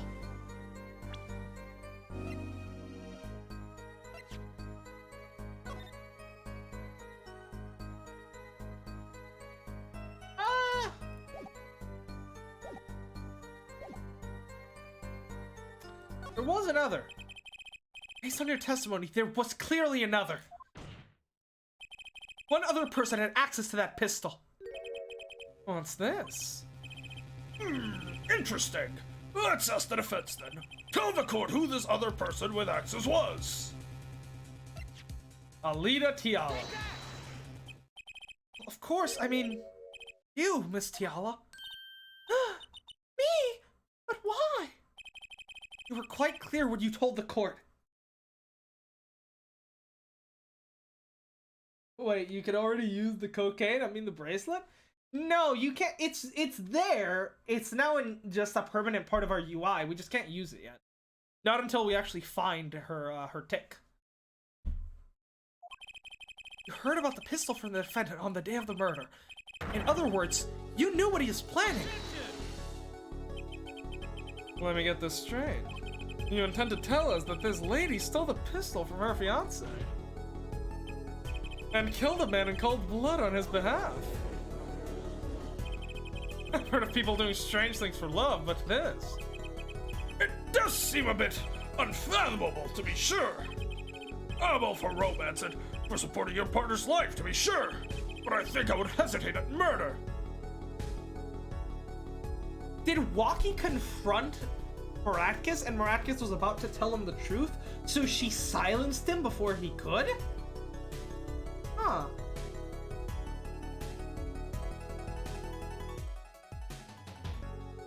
I wonder. I hope you do more than hesitate. But what if a different connection could be proven? A connection between the witness and the victim. We might find that she had a personal motive beyond wanting to help her fiancé. That would put things in a slightly different light. What possible connection are you suggesting here? You know what I'm starting to think? I'm starting to think that the police never looked inside that safe. I have evidence showing a connection between the witness and Mrs. Tiala, the victim. Alright, time for the chart. That looks like a medical chart. Found inside a safe at the Miratkis clinic. I'd like to draw the court's attention to the names written on the chart. What? Miss Tiala? Whatever. Why? Why is your name in this chart? Woo! She mad! We got her mad. Let's go! Now you see, kids, that is what an experienced gambler would call a tell of someone being mad. I know, it's extremely subtle, and you need to have a trained eye to be able to figure that out.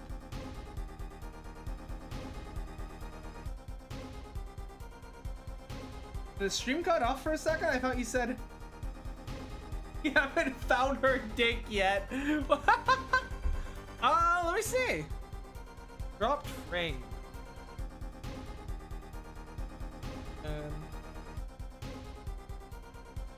No, I don't see any dropped frames on my end. Neither on yeah, no dropped frames on Streamlabs end or on YouTube's end. So maybe something with your connection, I wonder.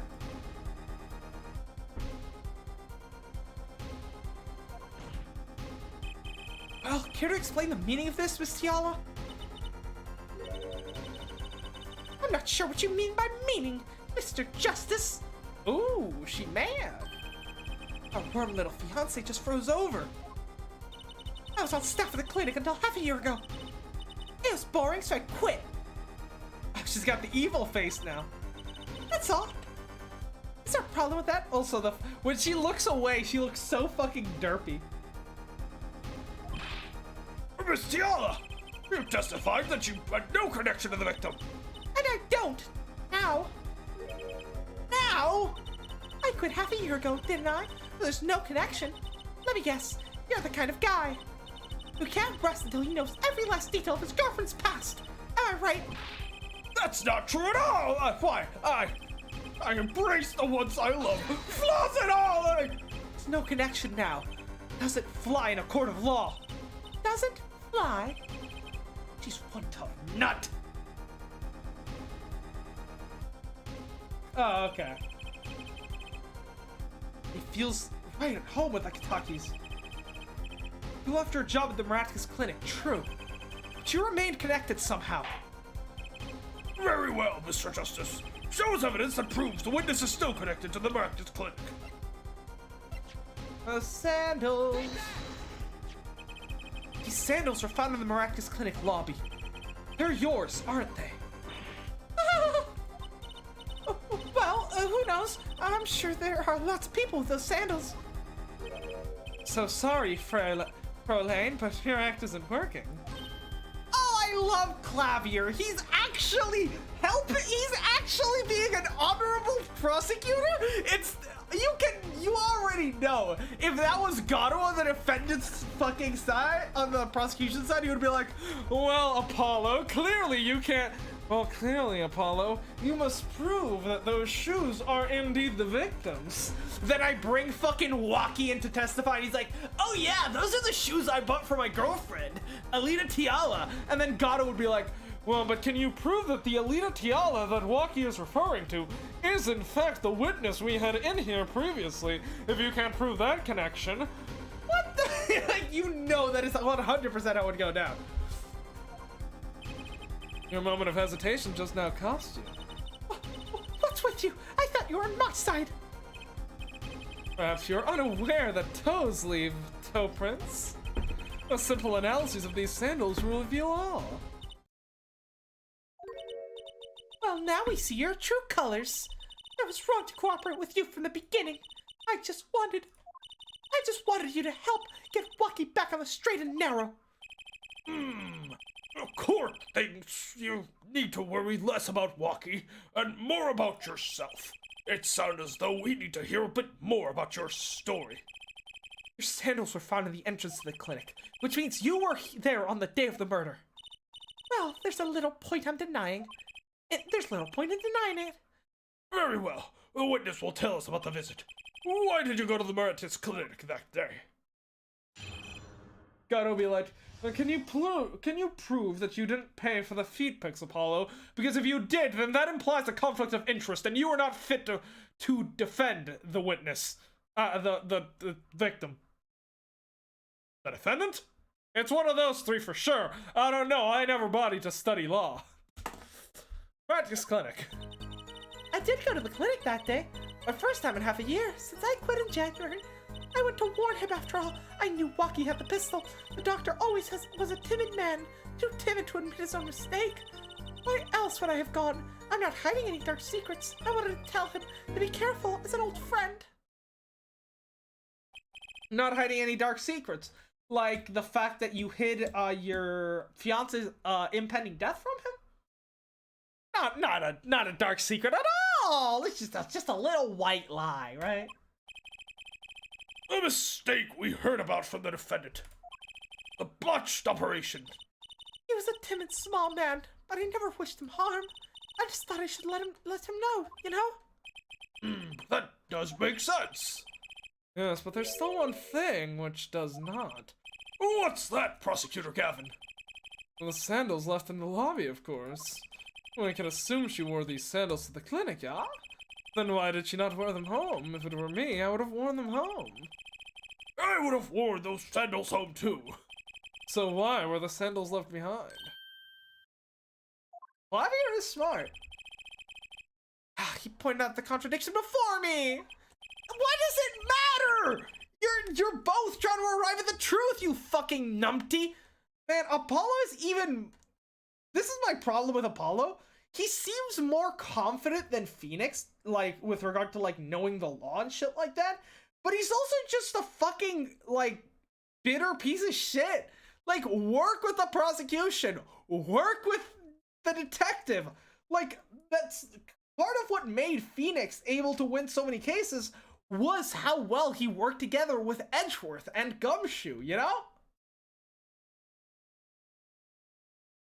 There's probably a good explanation for this, right, Miss Tiala? Say, for instance, there happened to be a similar pair of sandals there, which you wore home by mistake. Actually, that's right. I'm impressed, Mr. Gavin. Oh, it's nothing. There is, after all, no other possible explanation. Yeah, forehead? What the? No, not fair. He's filling the holes in her testimony. The defense may begin the cross-examination. No, he's setting them up for you to take them down.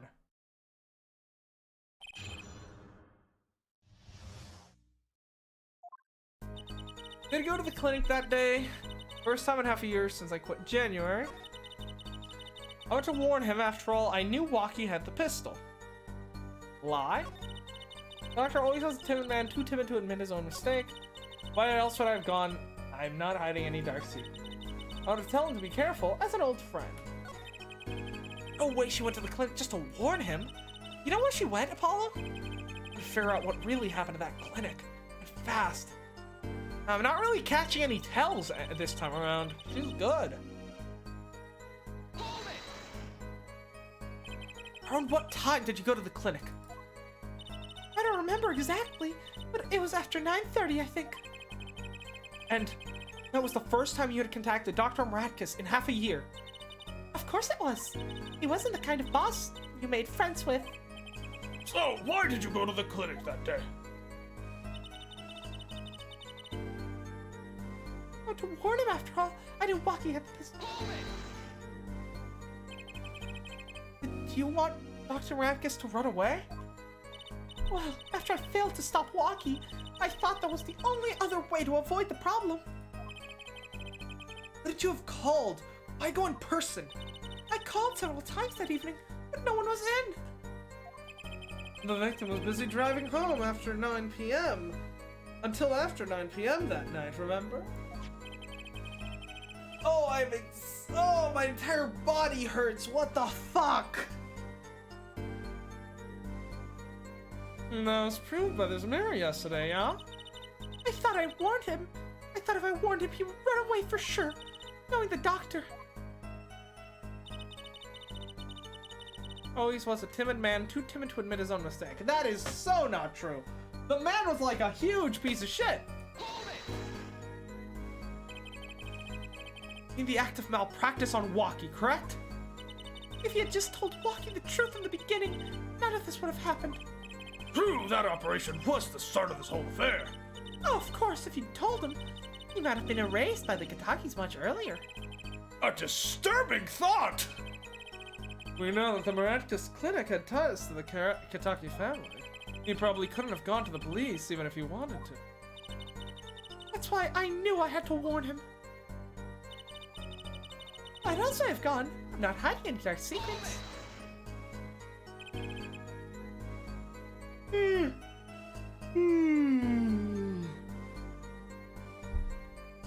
He's like, but you're...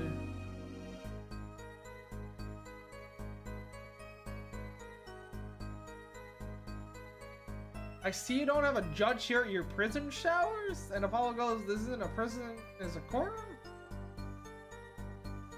I don't get it. Did you like mistype something? Because I have no idea what you're trying to say. Remember that? I see you don't have a lifeguard here at your beach. Now imagine the judge in high heels slamming his legs onto Apollo's desk. No dark secrets, eh? What? Look at me however you want, Mr. Justice. You don't find a thing. He's hiding something, I know it! I must have some evidence that proves it too. You're free to think whatever you like. I went to that clinic with only one thought in mind. Sure.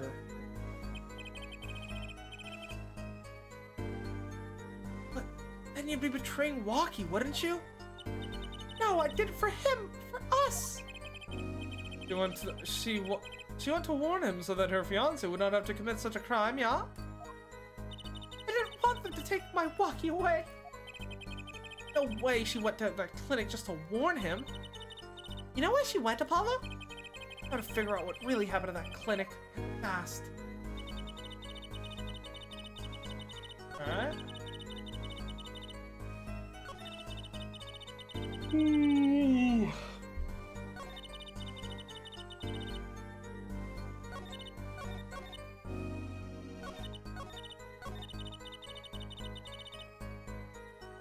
Are you now? Alright, shall we? I think it's time. Objection!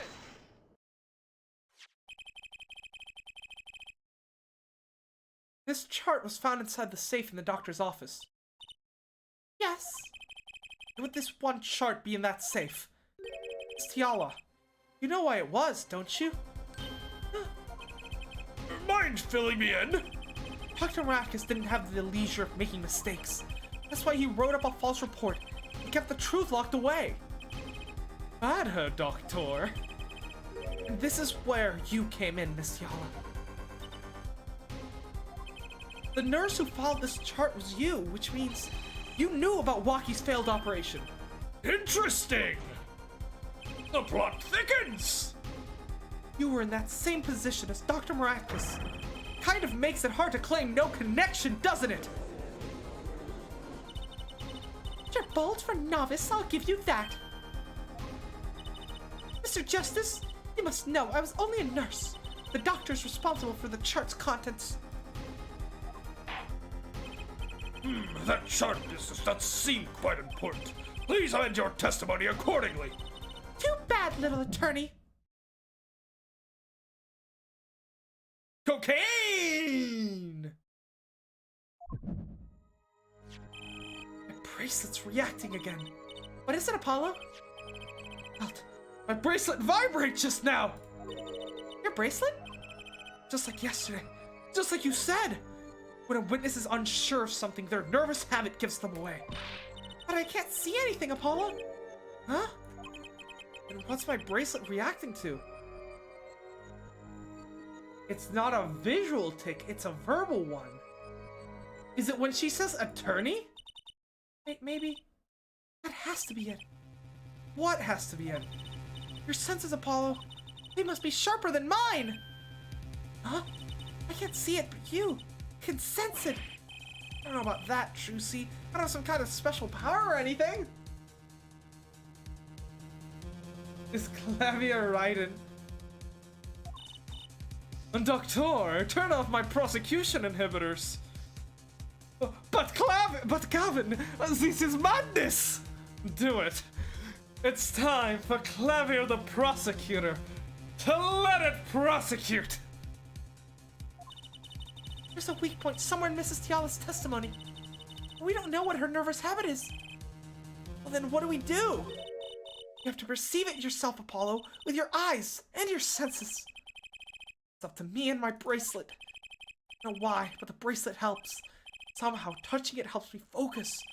Let's give it a shot and bring down that testimony. Okay, so let's find this tick. Apollo just jumps out of his desk and just stares right into her. All right, say your testimony again one more time.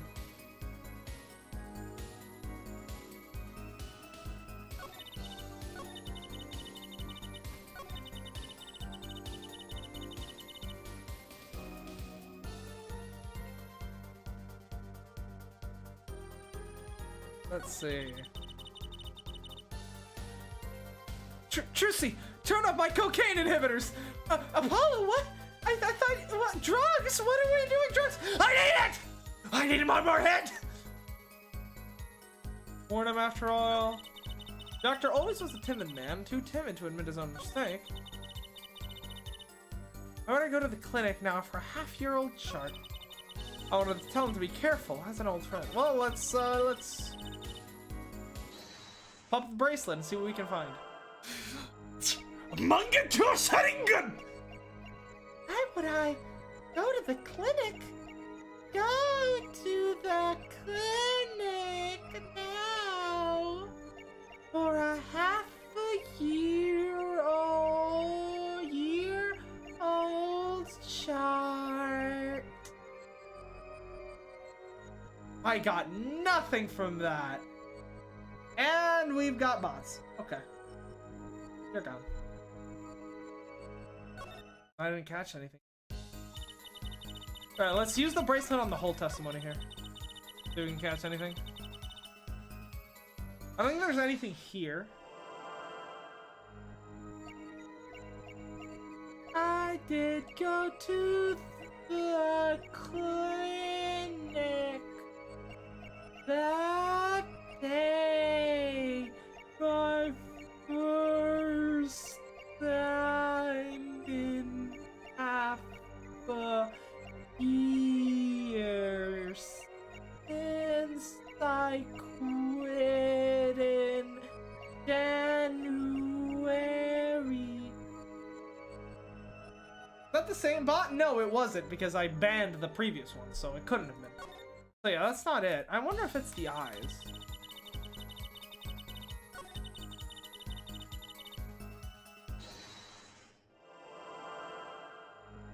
Oh right, we're able to move our shit.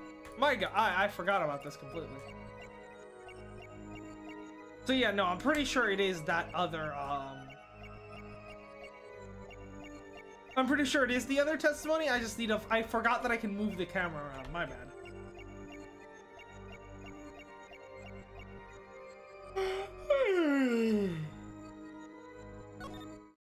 Ah, I just got a neck cramp from yawning too hard.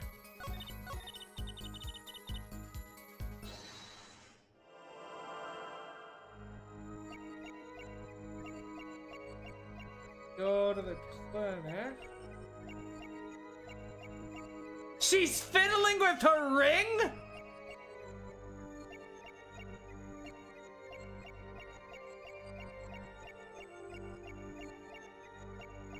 I really like this mechanic. It's really cool. All right, let's do that.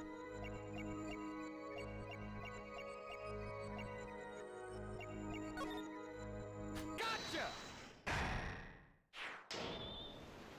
Amaterasu!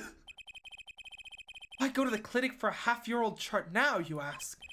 But you know why you would go now, don't you? I don't know what you're talking about. It's quite clear, Miss Tiala. You have a nervous habit. The moment you said the word now, you used your right thumb to fiddle with your ring. What? She was unsure. I saw it! Now, what's the key word? That chart wasn't a part of your past. It was a clear and present threat. That's ridiculous. Why, if that were the case? I would have 6 months to do something about it. Indeed. Huh? Which means something happened quite recently. Something to make that chart a problem for you now. Got her on the ropes now. I can feel it. I'm gonna strike the killing blow with evidence. Tiala, there's no use trying to hide it. The chart became a threat to you now because of this.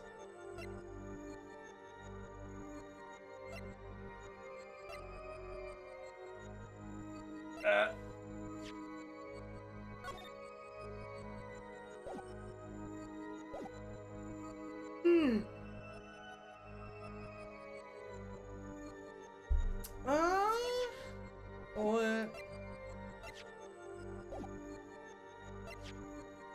The checkup, right. A health checkup report belonging to the defendant. The Kitakis are trying to get out of the business. The health checkup on this month was their first ever. What did you think when you heard about this? Nothing. Why would I think anything? Oh, I would think you were positively beside yourself. Because you were afraid. You knew that Waki's chest x-ray would reveal. Whole half year had passed since the operation. You thought you were home free. When the chart came back to haunt you. Ooh.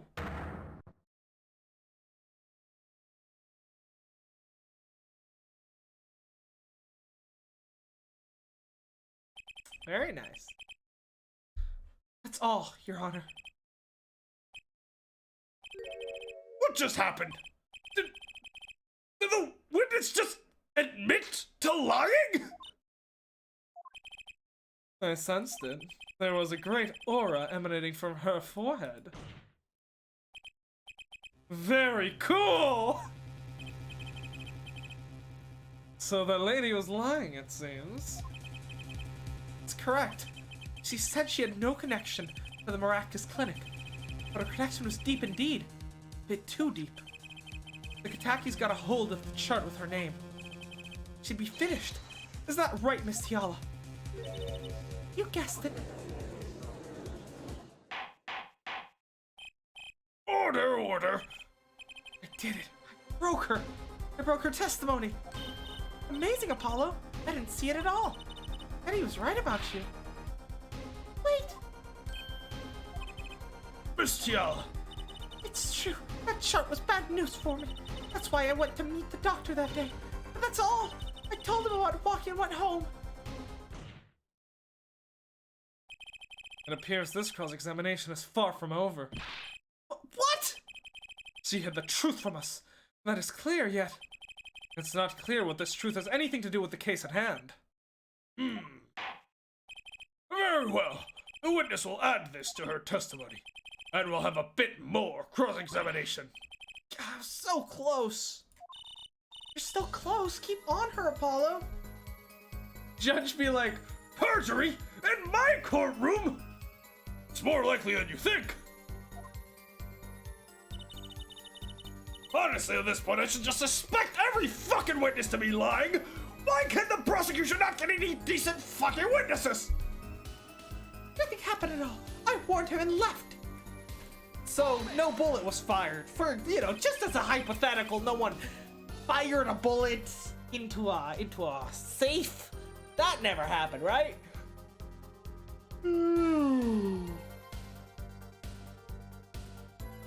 How did Mr. Maractus respond to the warning?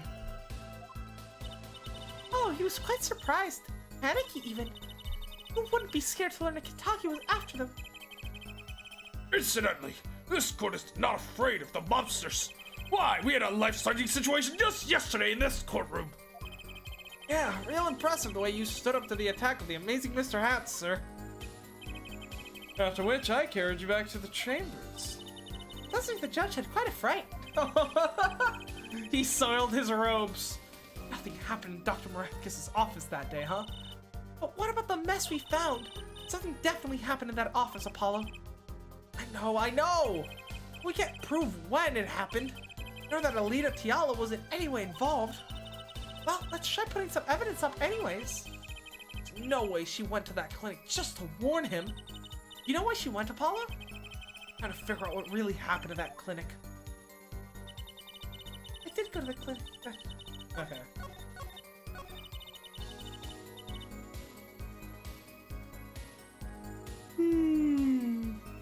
Alright, well, let's save real quick.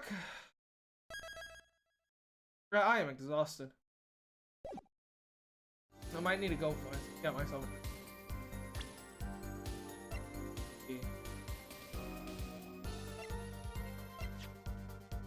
The boulet? Objection! Yep. Saying nothing happened in the doctor's office. I disagree. Take a look at this. What's that? It looks like a squished up ball of clay. Kind of like you, actually. This bullet was found in the Maractus Clinic office. Something did happen in that office, Miss Tiala. Enough of this joking around. The police investigated that clinic. Ah, but this was found inside the doctor's safe. Inside the safe? I guess the police didn't check that far. But there is a problem. How can you say that bullet was fired that day? Bullet markings! Weren't you the one who explained rifling marks to us? The pistol was taken from the Kitaki mansion that day. If the marks on this bullet match the murder weapon, then that proves a firearm was discharged in that office on the day of the murder. Not bad, her forehead. Bailiff, have this bullet analyzed immediately! 30 minutes later, a report arrived. Rifle marks on both bullets are identical, sir. Well, it seems as though the bullet in the safe was fired from our murder weapon. Perhaps the defense would like to state their position. Bullet in that safe proves one fact. A pistol was fired in the office that day, and at the time of the firing, the safe was opened. The safe which contained the top secret chart. What is the police useful in this universe? When the defense cooperates with them, apparently, but Apollo doesn't like that. Do you think someone was threatening Dr. Miraculous in order to open the safe? Only one person was in a position to do such a thing. Our witness, Alita. Order, order, order! Mr. Justice, where are you going with this? Are you accusing the witness? Alita knew about Waki Kitaki's botched operation. She got engaged to him without telling him about it. As long as that bullet remained in his chest, his days were numbered. Well, what if she married him and that bullet finally reached its destination? What? That reminds me. Apparently, the Kitakis have been asserting themselves in lawful business practices. They're making quite a great deal of money. A fortune, if you will. Nefarious! So she planned to marry him just to get her hands on the fortune! Scandalous!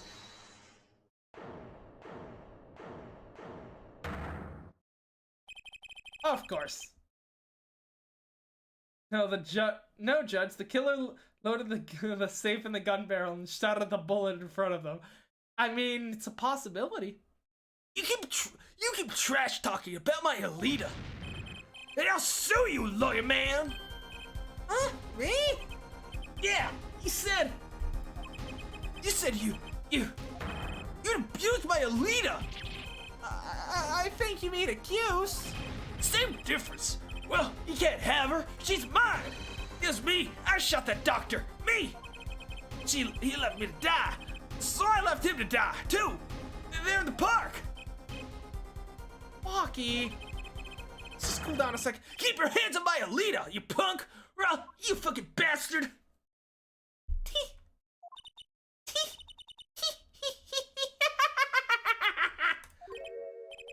Miss Tiala!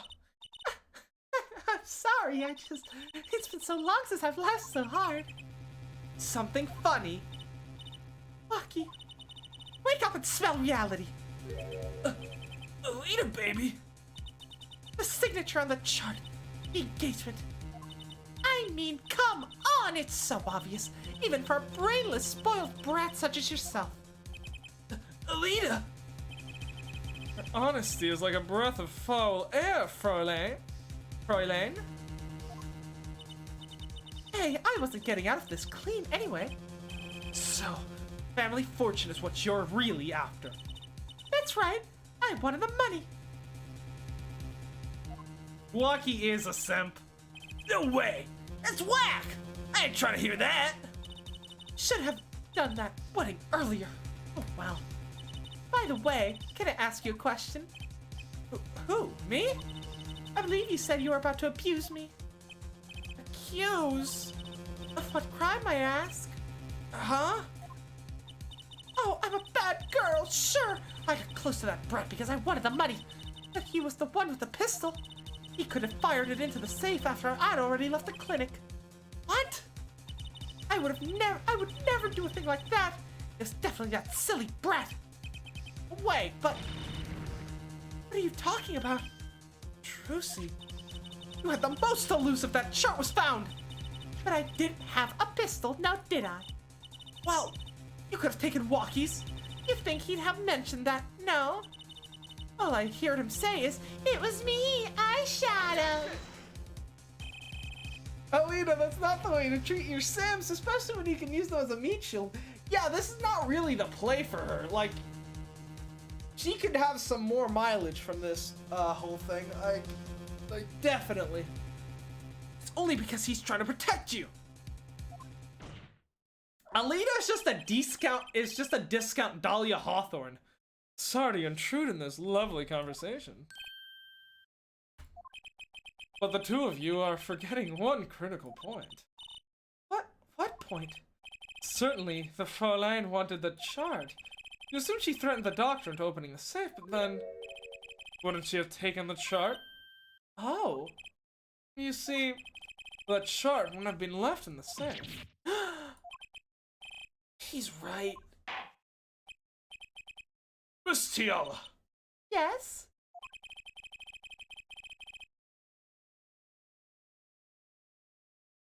it is clear to this court that you are not a very good fiancé.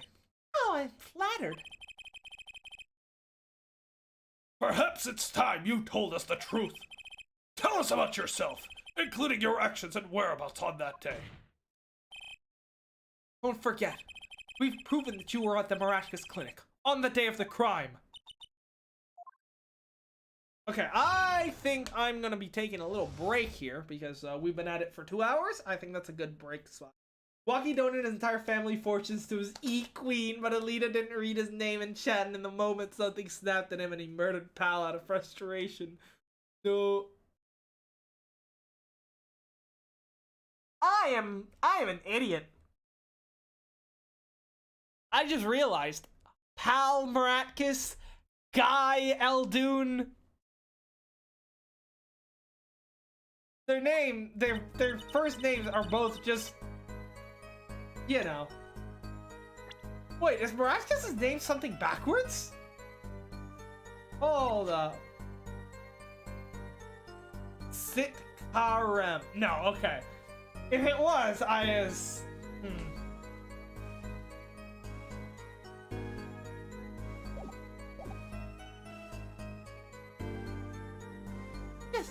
Okay, wait, no, we're actually gonna leave. We're gonna take a small break here, or more like a big break. Turn to the title screen. No, we'll keep the music going. Because Pursuit theme, because the theme is great. Waki be like, I gave you super chat, my queen. Where is the booba? Okay, I'm gonna go get a drink, from vending machine. So let me think. How long would that take me? I think maybe 20 minutes. 20 minutes should be fine. So it's right around the 2 hour and 9 minute mark. I mean, 2 hours and 10 minute mark. So I'll be back at the 2 hours and 30 minutes mark. If you're watching the VOD, you can just skip ahead. So yeah, I'll be right back. In the meantime, don't forget to subscribe if you haven't already, and like and comment because it helps the algorithm. And my god, is that algorithm a cruel mistress. More of a gold digger than Tiala. Alright, I'll see you guys in a bit.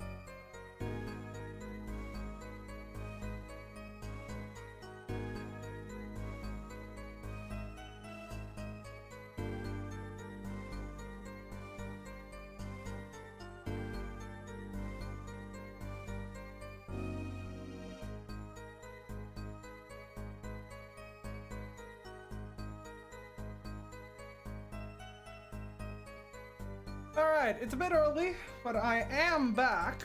I got myself some Mountain Dew and Ben and Jerry's milkshake. Look at that, whipped cream, yes!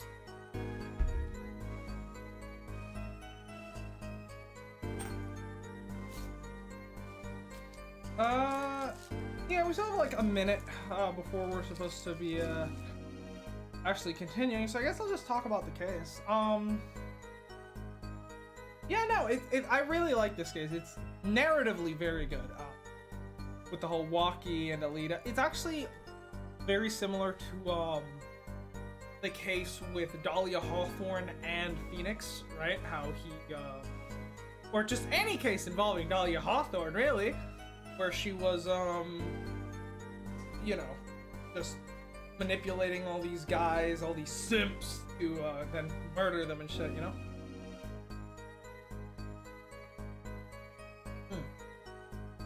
So good. Ben and Jerry's.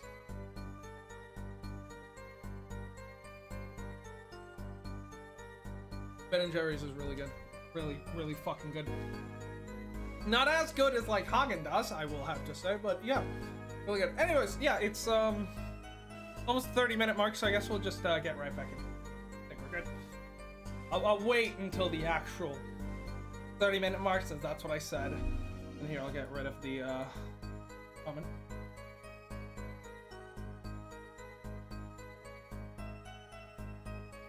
Hey, Firewall, how's it going?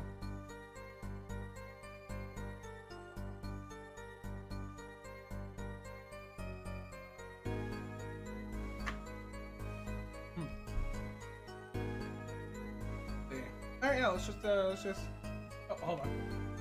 Almost forgot to, pull up the chat on my phone, which, embarrassing, but that's... Alright, yeah. Yes, I went to the clinic that day to speak to the doctor. This is gonna be good because it's gonna replenish my sugar levels, and that Mountain Dew has some caffeine in it too, so that's...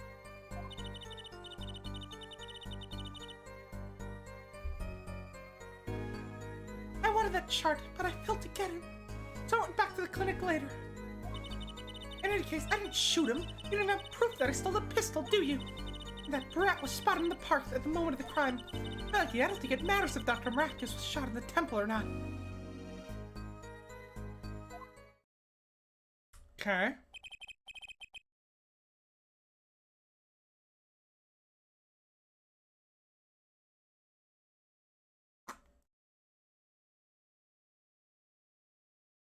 Yeah, hello chat on phone, yeah. Here's my sophisticated chat reading device, Firewall. I just have it off to the side.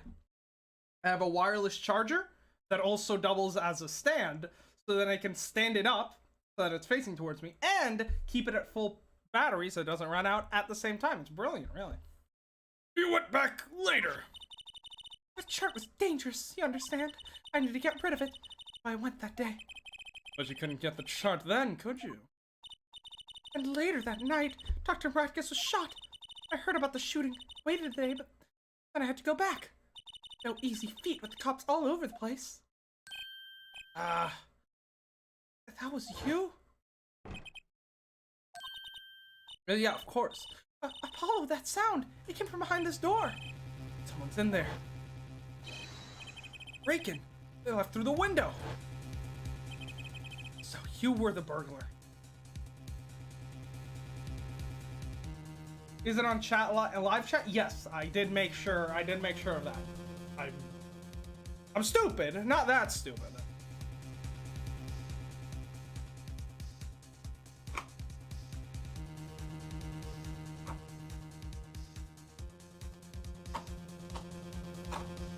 Yeah.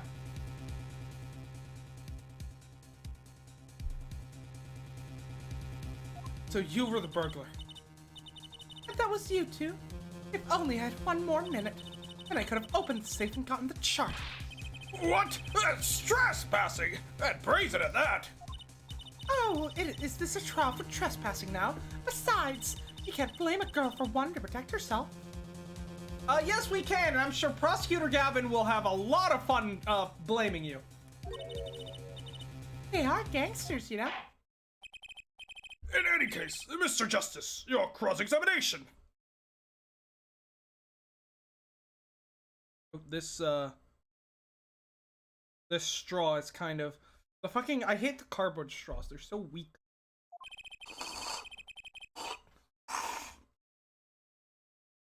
Did I just? I did, didn't I? Did I fucking get ice cream on my face? God damn it. This is why I brought 2 straws, because I knew the first one was gonna fucking fail me. My god. They're so shit. They're so fucking shit. But now we're good.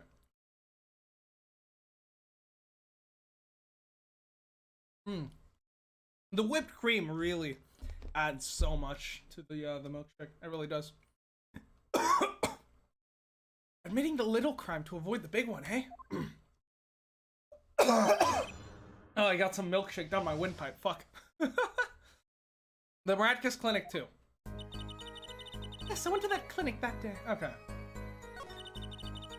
What are the charts? Get it.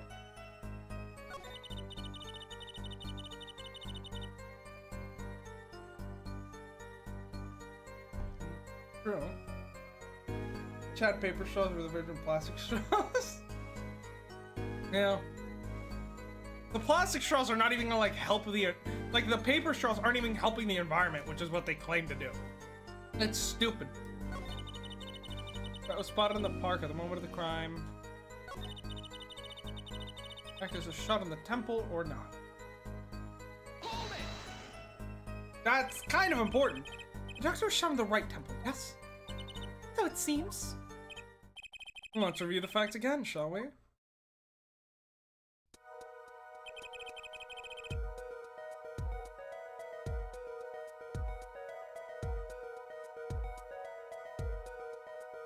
When the killer shot from this location, the bullet would have struck the victim square in the forehead. However, the entry wound was in the right temple.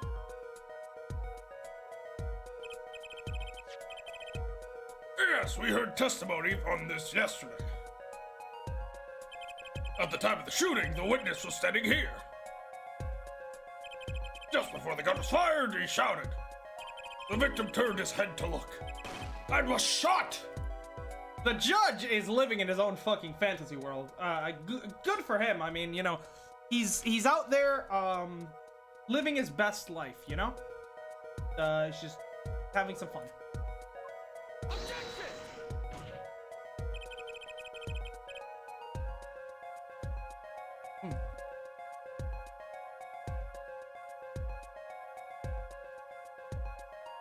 That testimony was proven to be a lie. Our egregious panty snatcher, Mr. Stickler, did witness the crime. But he was standing to the north, next to the trash can where he tossed those panties. Again, I'm still not understanding why Stickler ended up there after grabbing the panties. It doesn't make a lot of sense.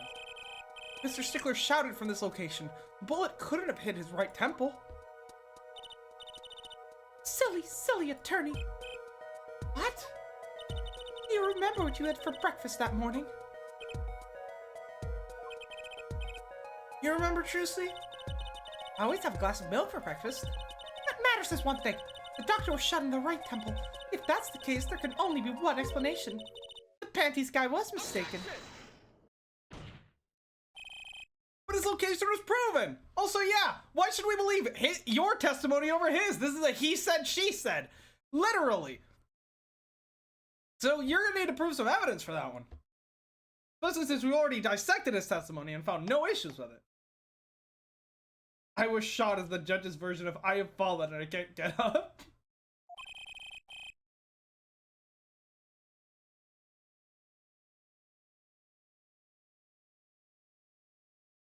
You can't write that off as him being mistaken.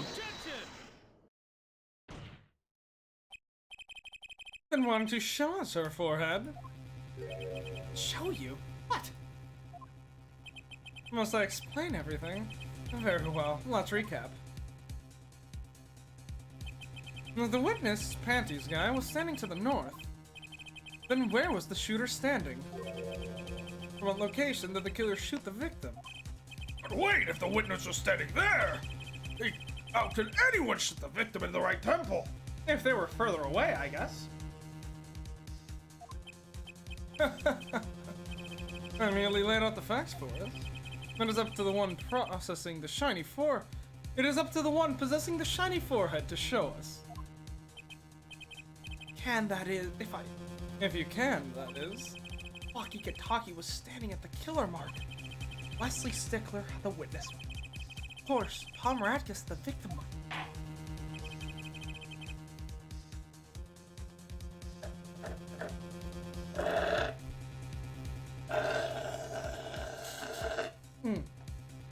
Delicious.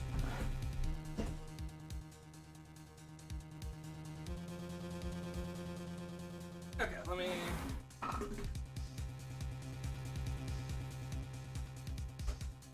Get my Mountain Dew. Just saving for once I'm done with the ice cream. Alright, we're good. Let's hear what the defense has to say. Where was the killer standing when they shot the victim? Killer mark at the witness mark, someplace else.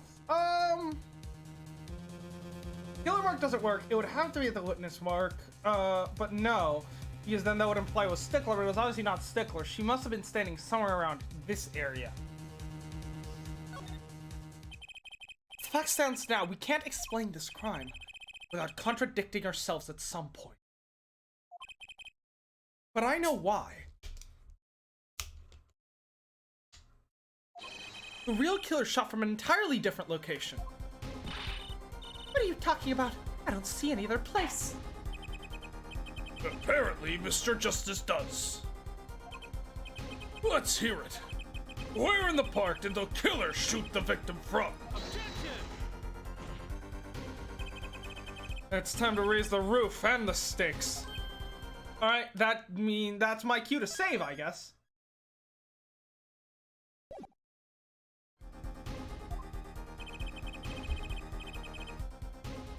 Penalties are such frightening things, don't you think?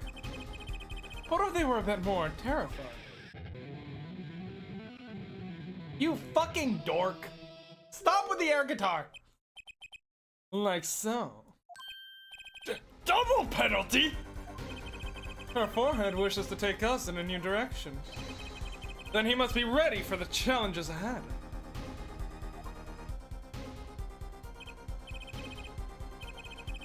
Challenge accepted. It's justice time! Are you sure, Paula? He is the witness, Mr. Stickler's testimony. Believe that, we know where he stood. And the victim turned when he shouted. There's only one place the killer could have been. Inside the car, right? Because obviously, we saw the footprints here exiting the cart. Killer shot the victim from here.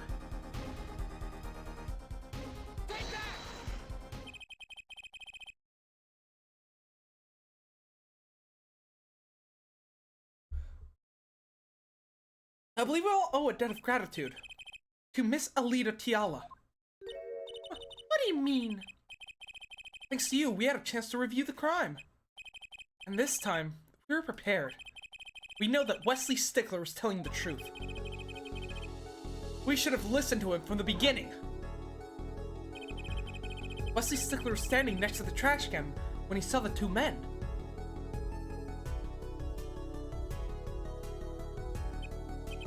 He shouted, just as he told us his testimony. In his testimony. And the victim turned to look in his direction. A shot was fired. The victim was hit in the right temple. Oh no! Oh yes! Which direction was his right temple facing at that moment? That's right, towards the noodle stand. It all comes back to the noodle stand. Order. So, you're saying the killer was inside the noodle stand? Let's think about this a bit more, shall we? You say the killer was inside the noodle stand, which would mean the victim, Dr. Radkus, came to the park, wheeling his own murderer in the cart behind him. This is the most ridiculous thing I've ever heard. Have you heard of the DL6 incident? think you'd notice if you were pulling someone along. Well, what if that person had a gun to the back of your head and was forcing you to pull them along, huh? Didn't think of that one, or you didn't think to. You didn't need to think of it, because you already knew it. There's something we should worry about before that. Why was he pulling the noodle stand in the first place? Well, let's deal with our problems one at a time, shall we? Someone is hiding in the stand. We have not come this far to talk about possibilities. Let's talk about proof, baby. Show us evidence that proves someone was in the stand. Can I prove that? Yeah, of course. You want evidence that someone was in the stand? Well, I've got it. Right here.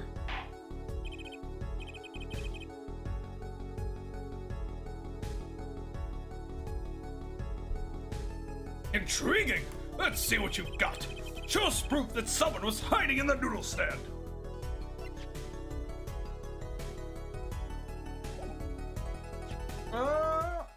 The slippers, right? I would assume. Yeah, the footprints.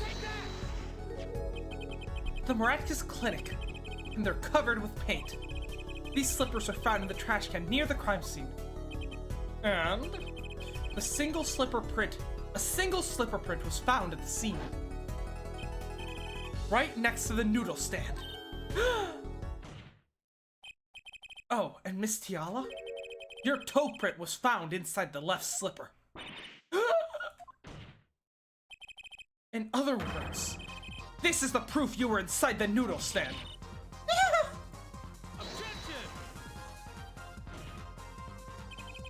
Yet there was only one slipper marked found at the scene. Can this be called a footprint in good faith? Well, where did it come from? Observe the diagram. A park pathway runs right next to the slipper mark. A slipper wouldn't leave a trace on a cobblestone path. Yet you still cannot say this is a footprint, yeah? Why not? You have an impression left by a single slipper, but if it was on the stand, it simply fell to the ground.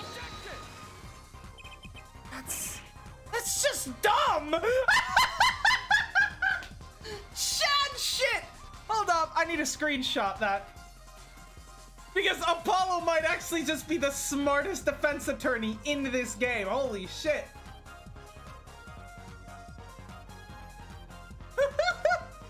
What a reaction!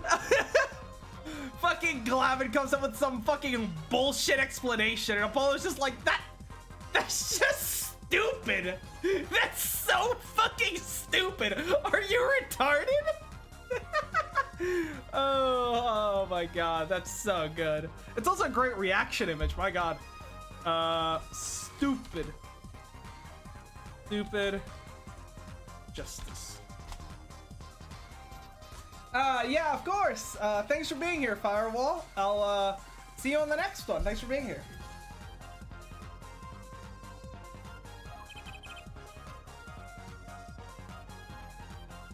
One more thing.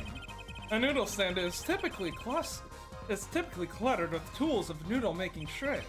There's no room for a person to write in there.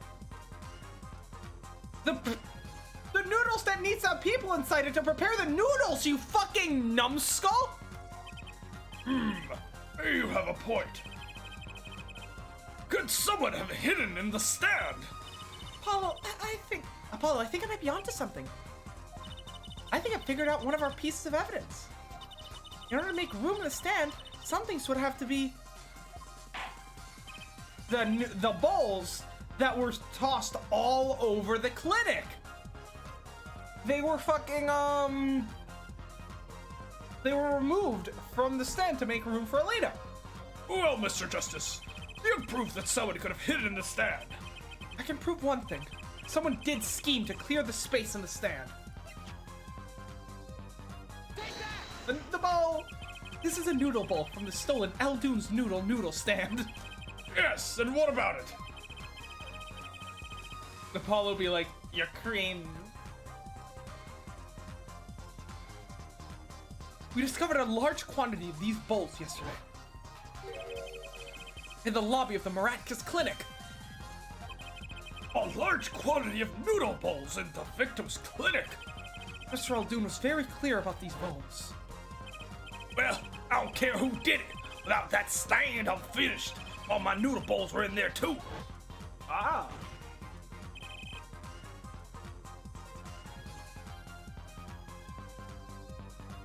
Yet the bowls were removed.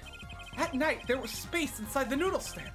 Space created the Maractus Clinic, no less. Right around the time that you were there, Miss Alita Tiala. Stop! I won't listen to any more of these wild fantasies. No, not fantasies. They're worse lies than that spoiled brat's pickup lines. I would like to remind the witness of our current status. This court does not consider you entirely innocent. Show me an innocent, I'll show you a fairy tale. Ooh. He that is without sin among you, let him first cast the stone. Yet the sin that you've committed is murder, and I'm gonna cast as many stones as I want. Because my sin was wanting to see Emma naked, and those two things are not on the same level, Missy. In any case, the defense has somehow made a point. The witness had both a motive and an opportunity to kill Dr. Maractus. More fairy tales. This whole trial is a fairy tale. Well, just because you live in one doesn't mean we do. Then please, pull us back down to reality, Miss Giala. I'm giving you one last chance to explain yourself. This is it. Why was Dr. Maractus pulling the stand that night?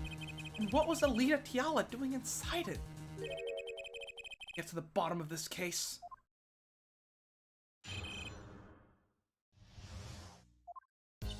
That night, I went to ask Dr. Maractus for the chart. I had no intention of ever letting that chart fall into the Kitaki family's hands. But Maractus didn't understand. For some reason, he thought the Kitakis had sent me. So I gave up and went home. All I did was talk to him. What a Weasley little liar, dude! She's still lying! You knew about the botched operation, so you tried to get rid of the chart to save yourself. I won't make excuses. And I did warn the good doctor. I gave him a chance. I told him that Brat got his health checkup report, and that he was coming to settle the score. I see. Very well, Mr. Justice. Begin your cross-examination. Yes, Your Honor. This is the last testimony. Either I perceive the truth. Over. She did, she might be playing with her rings whenever she's got her hands together. Dr. Maractus Clinic asked for the chart, and entered the early chart falling hands.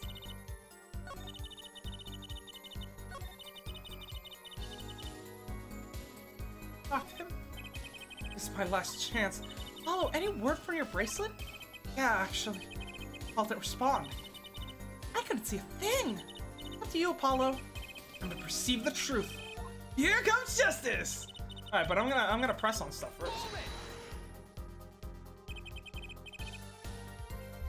So you did go to steal that chart. Were you listening? I said I asked him for it. The victim was a man in good health. I don't see how she could have coerced him. True, that would have been impossible without a pistol. But if she did have a pistol? I admit I wanted the chart, that much is true. My reason was simple. I had no intention of ever letting that chart fall into the Kitaki family's hands. That certainly would have put a damper on your wedding plans, I'd say. Not only that, if the Kitakis had gotten that chart, I'd probably be with Dr. Maractus now, pulling that great noodle stand in the sky. It seems our witness was in a fix as well. Who would want to die pulling a noodle stand? When I die, it'll be by disappearing mysteriously in the middle of a magic act.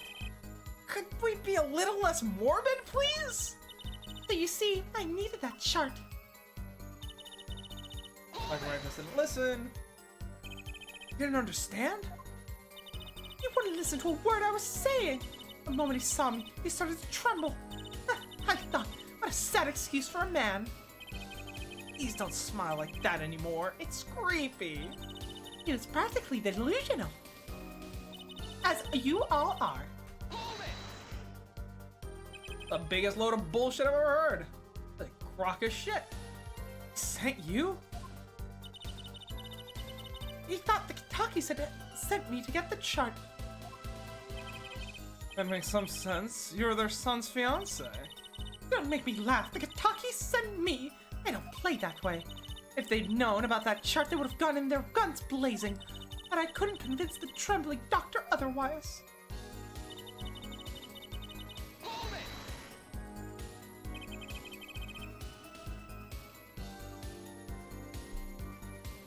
That's really all that happened. What were all those noodle bowls doing there? How should I know? There weren't any bowls when I went, I know that much. Why don't you let me be and look for your killer someplace else, alright? I detect uncertainty there? Last chance. Alright. That's probably gonna be that last one, I guess. Ugh. Here comes justice.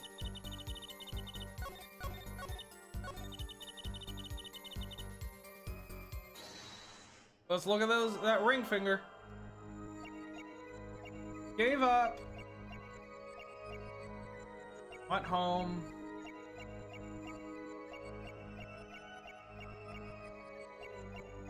There we go. She fiddled. That's her thing. She fiddles with her right hand whenever she lies. Gotcha. Hangekyo Sharingan. I really like this mechanic. Have I said that enough? I don't think I've said that enough. I'm gonna keep saying it, okay? All I did was talk and lie. What? Show me proof. Pretty sure about this one. I think I'm getting the hang of it. No slip in confidence. Give it all away. Proof is you, Miss Tiala. All I did was talk to him, you claim. You can't hide your own nervous twitch when you say those words. I twitch? What are you talking about? You have a habit of scratching the area of your neck or on the edge of your scarf. What? It's working better than I'd hoped. Her unconscious actions tell the truth she won't say. Habits and lies, 2 dots. Connect the dots and find the truth. Don't look at me like that. I told you the truth. It seems when you call what really happened in that office, you can't keep your hands from your neck, can you? It seems that nervous habits are unconscious reactions that manifest when someone is trying to hide something. You can't hide behind your scarf, Miss Tiala. Something happened between you and the victim in that miraculous clinic office. And I've got proof that shows exactly what happened. The scuffle.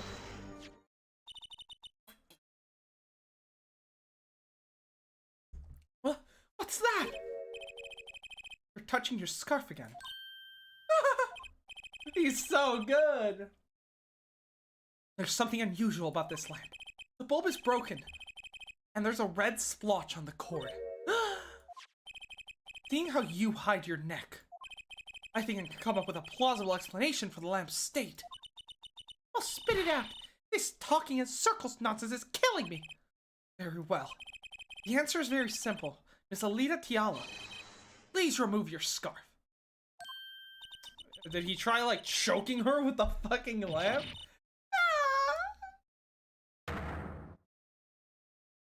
Ladies and gentlemen, we got him.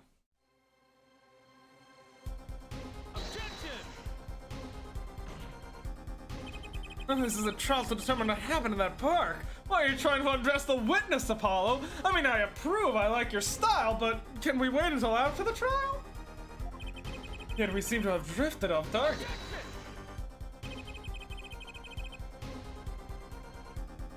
We'll find out soon enough if we're drifting. As soon as the witness removes her scarf. I won't do it. This is insane. I'm a related third party. You can't order me to remove my clothing. Miss Tiala, I'm afraid you've forgotten what's already been proven. What? You're hardly unrelated.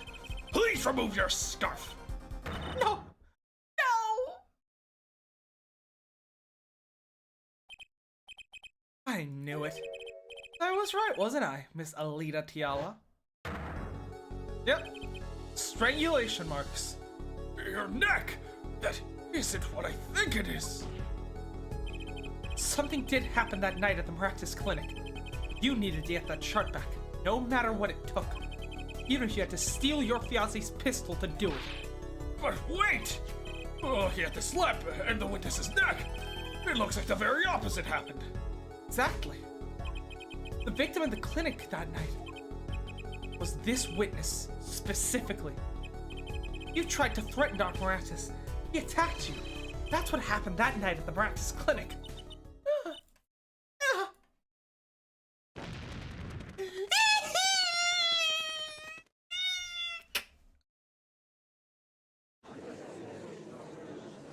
Oh, you just posted cringe.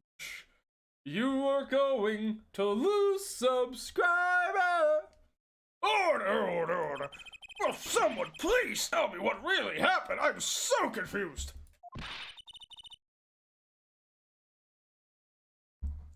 I told you the truth already. I went to the clinic that night to warn Dr. Maractus. Yes! That gangster knows everything. He's coming for you. Looks like my clinic's seen its last patient. We had to get rid of that chart. Quick, open your safe. Give it to me. So you can save your own skin? What? I know you're interrupted. You know what you want in with the family. If they see that chart, that you're finished. Leaving me holding the short straw. Even if I'm going down, I want some company. You. What happened next? He jumped at me and knocked me to the floor. And he took that cord. Maractus was serious. Deadly serious. He really tried to strangle me. I must have blacked out. Bullshit. This still doesn't explain the bullet being fired inside the case, considering... So you were the victim. So, this doesn't include the bullet being fired inside the case, considering your story in no time, in no place involves the bullet being fired, or the case being opened. Not to mention the fact that we still haven't figured out who shot Pal Maractus. And funny enough, you just admitted to having the murder weapon right before the murder, meaning Walkie couldn't have had it. Meaning that literally the only person that could have killed him is yourself. You already admitted to the fact. Now you're just trying to obfuscate and deflect because you know you've lost. So you were the victim. And the red splotch on the cord was your lipstick. I didn't want to remember that night. That's why I didn't bring it up. There, are you happy now? I was out cold, almost killed. And you claim I then snuck into the noodle stand. But how could I? Because no one else could have shot him. Well, one thing is clear. We now know what really happened at the Maractus Clinic. And it would seem that our victim was not entirely without blame himself. I'm sorry. I get so nervous just thinking of it. It's hard to breathe. I've told you everything. Can I go home now? You bear some responsibility for events that day, true. Yet if you were also a victim, this court would owe you some sympathy. No, not really. No, throw her in the slammer. Well, Mr. Justice, I believe this clears up the remaining questions for Miss Tiala. When did this happen? Suddenly everyone's sympathizing with her. I don't know what to think anymore, Apollo. I mean, is that it? Do we know everything we need to know about Miss Tiala? Very well. This finishes the cross-examination of this.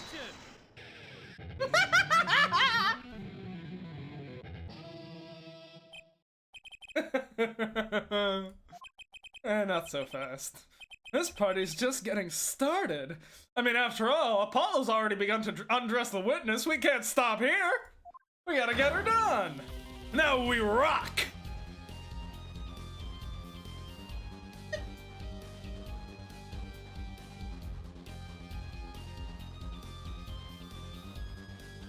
I fucking love his theme so much.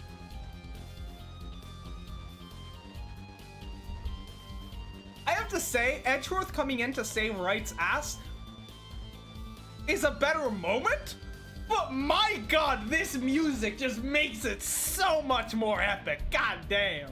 The music has really gotten so much better over the course of these games. What? The spikes on your head are softer than they look. Or do you not have the stomach to go all the way? Prosecutor Gavin! Pomerankus choked Alita Tiala. She fell unconscious. But what happened next? He's right. There is more we don't know. But she's choked hard enough to leave that mark. She would have been out for a while. Even still, what if it was her in the noodle stand? He was disposing of the body. He was gonna dump her in the river, but he couldn't be seen carrying it or using a car for it. So he used the noodle stand to take her to dispose of her body in the river. But in his panic, he didn't realize that he didn't actually kill her. She was still alive. She wakes up, finds the gun, and shoots him. Maybe? Alita Tiala, half dead. Dr. Pomerankus pulling that stand. And a bullet fired from inside the noodle stand. What if it's all true? You might have already figured out what truly happened that night. Miss Alita Tiala, as you can see, we're not through with you just yet. You really want to blame me for murder, don't you? You too, Prosecutor Gavin. Me? Fräulein. Fräulein. I only wish to know the truth. That is a good. He is prosecuting. He's just not prosecuting the guy you want him to prosecute. He's prosecuting you right now. Well, let's go back over what we've learned up until now. On the day of the murder, Walkie saw his checkup report, from which he learned about the bullets still inside him. So, he took a pistol from the family stash, with the intent to give Dr. Pomerankus some of his own medicine. And Miss Tiala heard about this from Walkie, so she went to the Pomerankus clinic ahead of him, in order to get rid of the chart with her signature. Then, something happened. Sounds like you figured it all out. But remember, I was the victim. I was out cold. What about Dr. Pomerankus? That does seem to be the problem. He had just strangled Alita Tiala. Perhaps he thought to death. What did he do after his crime? I was just knocked out, not dead. From the state of his clinic and the scene in the park, I think it's clear what the good doctor did next. Well, her forehead, care to guess? Well, Mr. Justice, what did Pomerankus do? I love that Gavin's theme is still playing. Like, this is all just him.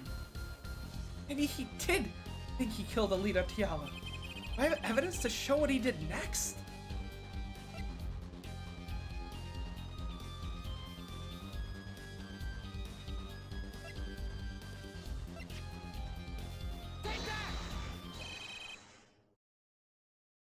This evidence shows what he did next.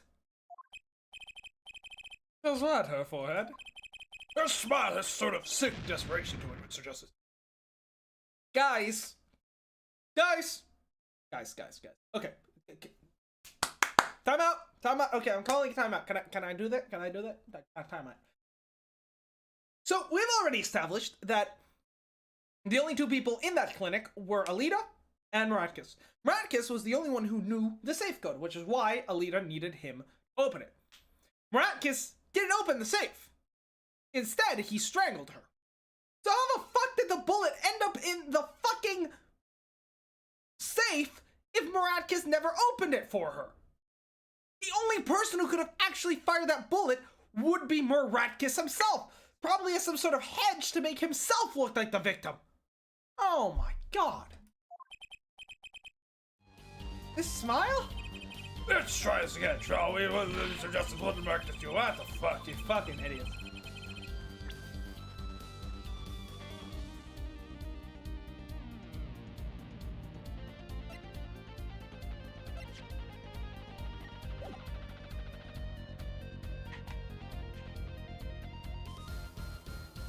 He was trying to dispose of her body, we know that, but he also had to have shot the fucking mother.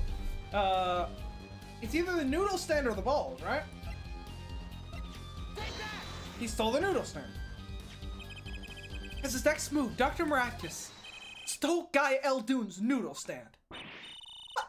Killing me disturbed him that much? So much you randomly stole a noodle stand? It wasn't so random. Remember all the bowls in the clinic's foyer? Bowls that belonged inside the stand? I think it's pretty obvious, don't you? That stand was at the clinic. However, the question is, why did he remove the bowls? Maybe because the stand was heavy? Or he wanted to put something in the stand in their place. Ah! Wait, you don't mean... Ew. Dr. Miraculous did replace those bowls with something. Your corpse, Miss Tiala. My corpse! The pursuit theme, let's go! Dr. Miraculous panicked. You thought he'd killed you. His next move would be to dispose of the body. Kind of a plot hole considering this was a doctor. And he should have at least checked for a pulse. That's crazy talk. You're all crazy. Then let's think about it. Logically. The doctor had a place to dispose of you in mind. But on his way there, who should he run into but the defendant, Waki Kitaki? I question your logic. What's this, Prosecutor Gavin? The park is a dead end. Why would he head in that direction to begin with? That's right. He had no reason to go there. Oh, now I get it. It was a trick. That spoiled brat made him do it. He made the doctor steal the stand. Tell me, why would someone go to a dead end? Unless the park was his destination. What? Apparently the defense has an idea. Tell us where Dr. Miraculous was heading with the stand. Here, please show us on this diagram. To where exactly was the victim dragging the stand? Into the water. There, that's... a river? Is the stand submergible, by any chance? Yes, Your Honor. I scarcely need to explain why. A perfect place to dispose of a body. He was going to throw me into that river? He didn't have many other options, Fräulein.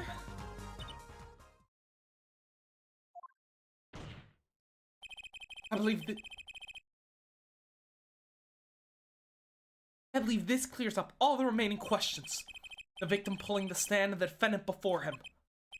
And inside the stand, you, Miss Alita Tiala. And then, the denouement. Wesley Stickler, panty-snatching fame, walks up. Seeing the two men, he shouts. In that instant,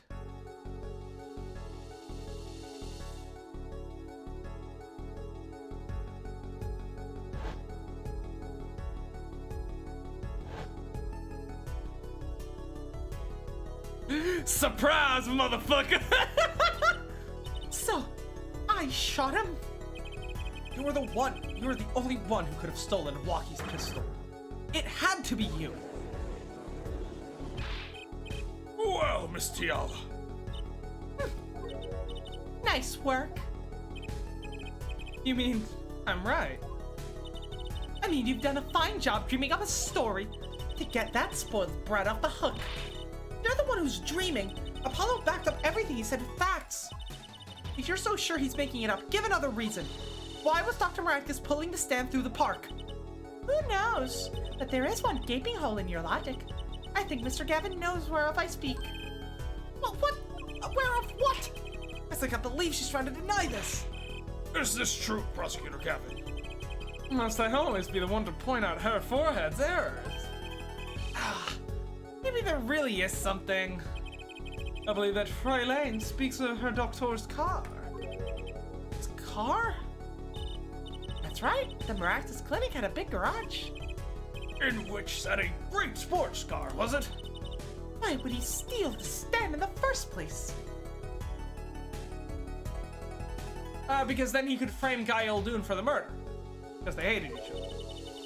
If he wanted to carry a body, he would have used this car. Ah.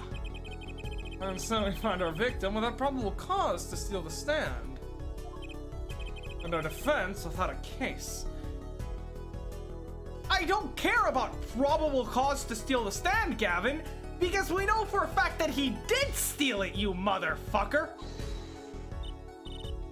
I have an idea. You know that green car? I bet it wouldn't run. It was broken. Huh, what an excellent counter-argument, Fräulein. Too bad you're quite wrong. Huh? Don't tell me you've forgotten what happened to your daddy. Daddy? That's right. That night, the car that hit Mr. Wright was the green sports car. Oh, yes. I'd nearly forgotten about that. Afterwards, he drove it back to the garage. It ran fine. That's right. So, why didn't he use his beloved sports car? Also, can't exactly drive a sports car into a park. A glaring contradiction, to be sure. More glaring than your forehead. No! Not my forehead! Like the trial will go on. Order, order, order. Well, Mr. Justice, why didn't Dr. Miraculous use his car to carry the body? Is that a groan of surrender, I hear? Some advice. Now's a good time to review all you know. Everything you've learned over the last 2 days. Everything I've learned? Mr. Justice, this contradiction casts doubt on your entire case. This is truly your last chance. And that's my cue to save. We save Scummin like an XCOM player tonight. The defense will explain to us what happened that night. Connell stole the stand, the car didn't run, he carried the body in the car.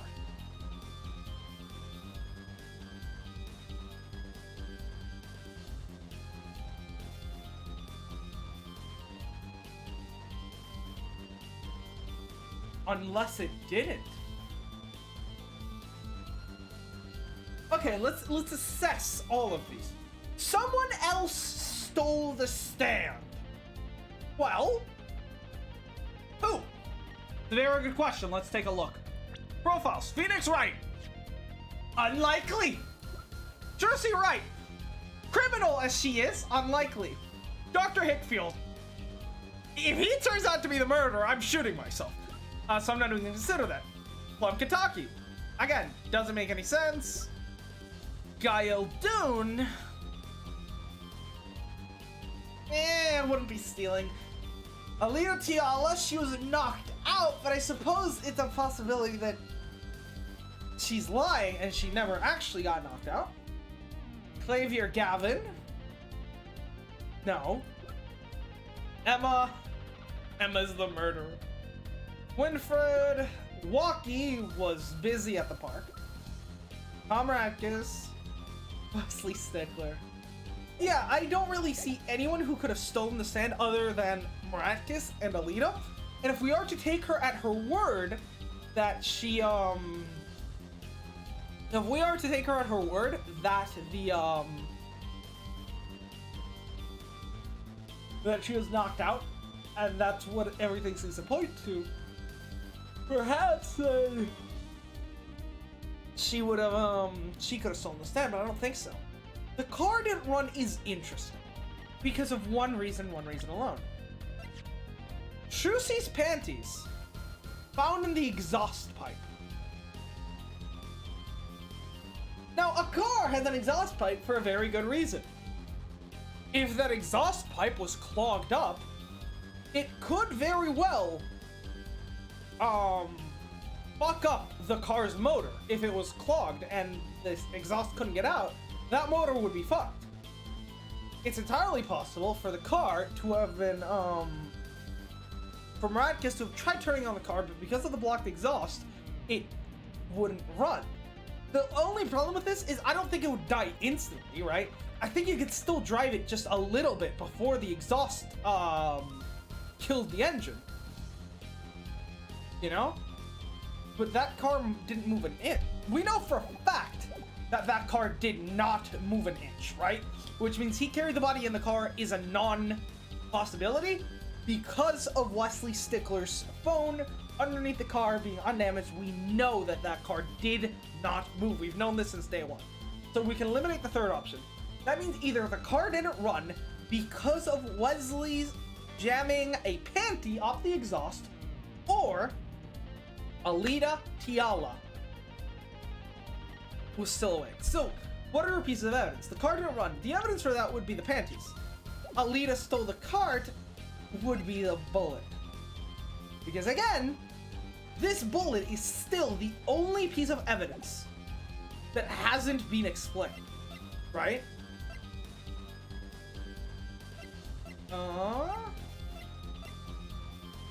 Also, yeah! If he was disposing of the body, why would he leave her shoes in his clinic? You'd think he'd dispose of the sandals alongside with the body, right? So Alita must have stolen the stand. Actually, it was someone else who stole the stand. But then why was the victim pulling it? Oh, you would have... no, Apollo, you're... Okay. We're back where we started, Mr. Justice. Without an explanation for why we didn't use the car. So you're telling me the panty actually clogged the exhaust? I'm killing myself.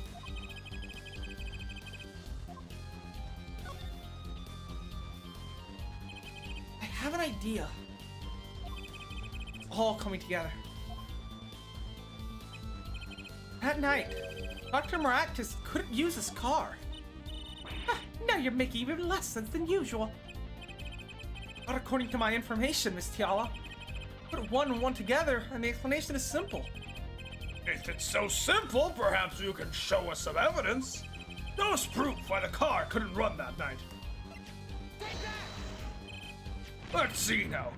Panties again! What is with this? What is this court coming to? Absolute degeneracy. I assure you, Judge, these panties are crucial to the case. But how? All sorts of things come from out of my panties. Even the truth. Alita's like, what the fuck is happening? Another crime was committed the night of the murder. The theft of these panties. The latest in a string of similar thefts, actually. But that night, a snatcher was caught in the act. A brave young girl chased the thief until he hid. In the Maracus Clinic garage. What? The snatcher hid the panties there before running. Perhaps someone in this court remembers where he hid them? Why? Weren't they found in the car's exhaust pipe? Exactly. By the way, I learned something yesterday. Very important piece of information. And I learned it from you, Prosecutor Gavin. That's what he was hinting at. And even his theme is playing because of something I said. Gavin has been helping us all along. So, you were here investigating? I was on my way home, and my hog gave up the ghost. Your hog? My motorcycle won't start. Clogged exhaust pipe. Too bad. Looks like such a nice bike, too. Hard to believe that it could break from just that. Cars, motorbikes, they're all the same. Clogged exhaust. They won't run. Okay! This case might be pretty fucking good! This case is pretty fucking good! I didn't catch that. This still leaves some stuff unexplained, like the slippers and the stray bullet, as well as Mr. Stickler's random ass walking path. NPC walk. Also, wait, going back to Mr. Stickler real quick. He stole the things in the Kitaki mansion, but he arrived at the people park from this direction. It means he came here, stole the panties, went back into the people park, went there, then came back, told the phone, back to fucking, I don't know! How drunk was this man? Unless maybe he'd stolen Plum's panties earlier? Did he steal the panties before going to the supermarket? I'm so confused! That seems like a glaring plot hole. I'll have to review yesterday's, not yesterday, but the last episode to see what were his actual accounts of that. Hi, how interesting. Miss Tiala and the doctor were struggling. The panty snatcher snuck into the Miraculous garage. From that time until the time we found these, that car wouldn't start. What? That's why Dr. Miraculous had to use the noodle stand. It was the next closest thing he could think of. The animations are so clean on his fingers when he does the air guitar. Oh, Miss Tiala, this wraps your doubts up quite nicely, I think. No, it does. It doesn't wrap up my doubts. Where am I? Dark, can't see, cramped, pain, burning. What's your problem? You, Doc. I know what you did. Lucky? You lied to me. So you know what I'm gonna do to you? I'm gonna give you a taste of your own medicine, man. Wait. Let me explain. Fine. I'll give you your last request. Listen, you're being tricked. Not how you think. It's not just me. No, you ruined everything. He was about to tell him! Oh, I called it! I have to stop him. Taste this at once, you two!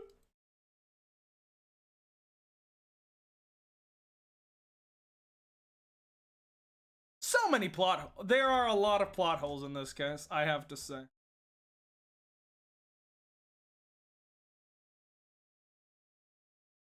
How did the bullet end up in the safe? What is with Wesley Stickler's walking pattern?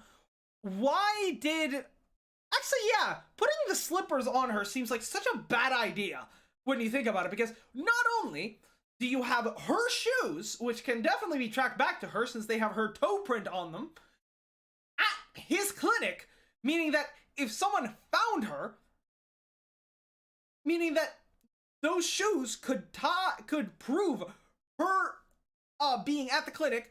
But if he was gonna toss her into the river wearing the slippers, if they found her body, they would immediately see his clinic's name written on it. It's so stupid. Not to mention the doctor himself not knowing how to check a pulse. Honey, this isn't the way it was supposed to turn out. Oh well, too bad. Get fucked. There's still one mystery. How did you manage to disappear from that stand? In the silence after the shot, I heard the witness running. I believe we heard as much from Wesley Stickler. He went to use a public phone to inform the police. Which is when I made my escape. Just when you left that slipper print, Dr. Radkus didn't bother taking my slippers off. I threw them out after I stepped in the paint, though. Yeah, it's just a massive plot hole. That was your mistake. No, my biggest mistake was coming to you for help, Mr. Justice. Huh? I believed in you. You and your anything agency. If anyone could get Waki declared guilty, it was you.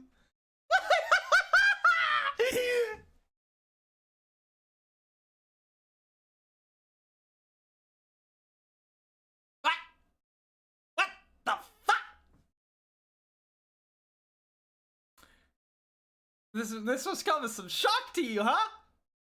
You picked me specifically to fuck it up! And I'm the greatest attorney in this fucking town! I'm an ace attorney, in fact. Roll credits.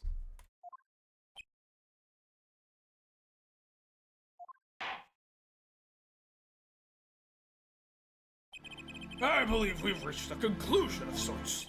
Prosecutor Gavin, how is Alita Tiala doing? She's confessed to everything. We're processing her arrest now. Prosecutor Gavin sure seems calm for someone who just lost.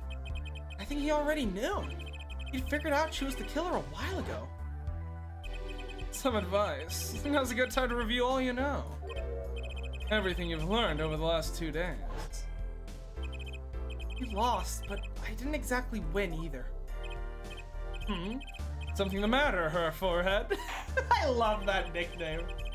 It looks like it's time to announce a verdict. Not guilty!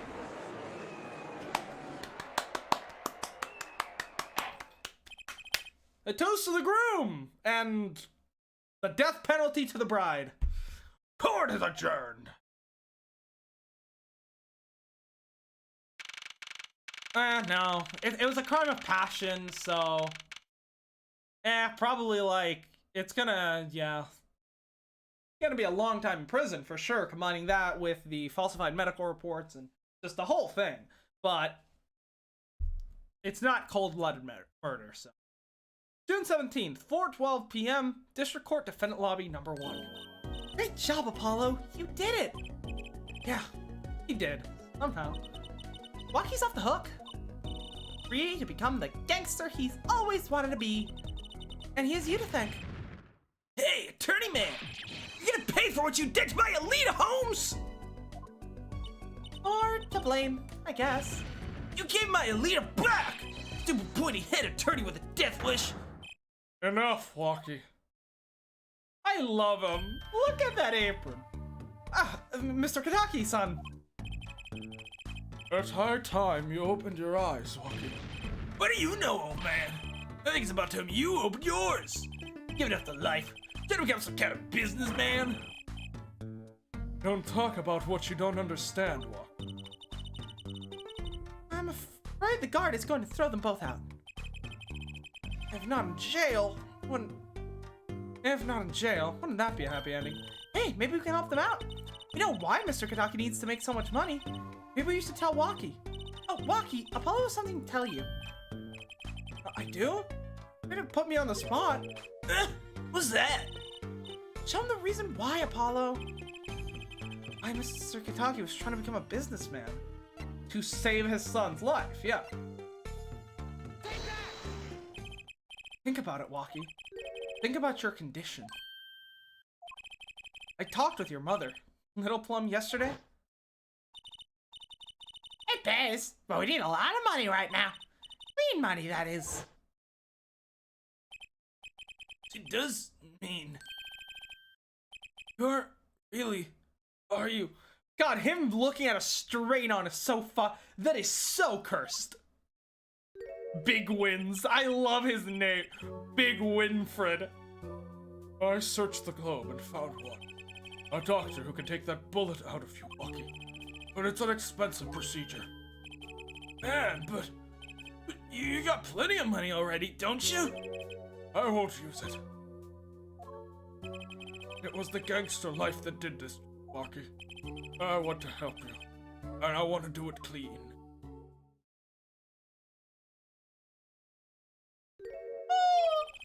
Please understand, Waki. He's adorable with his eyes open. He actually kind of looks like fucking fuck, what was that? What's that guy from the Hawkeye show? Swordsman.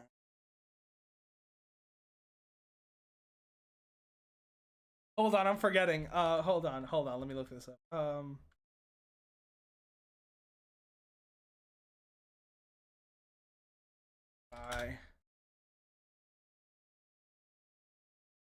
Swordsman.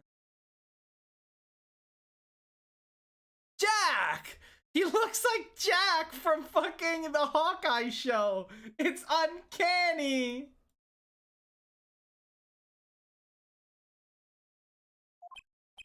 Dad.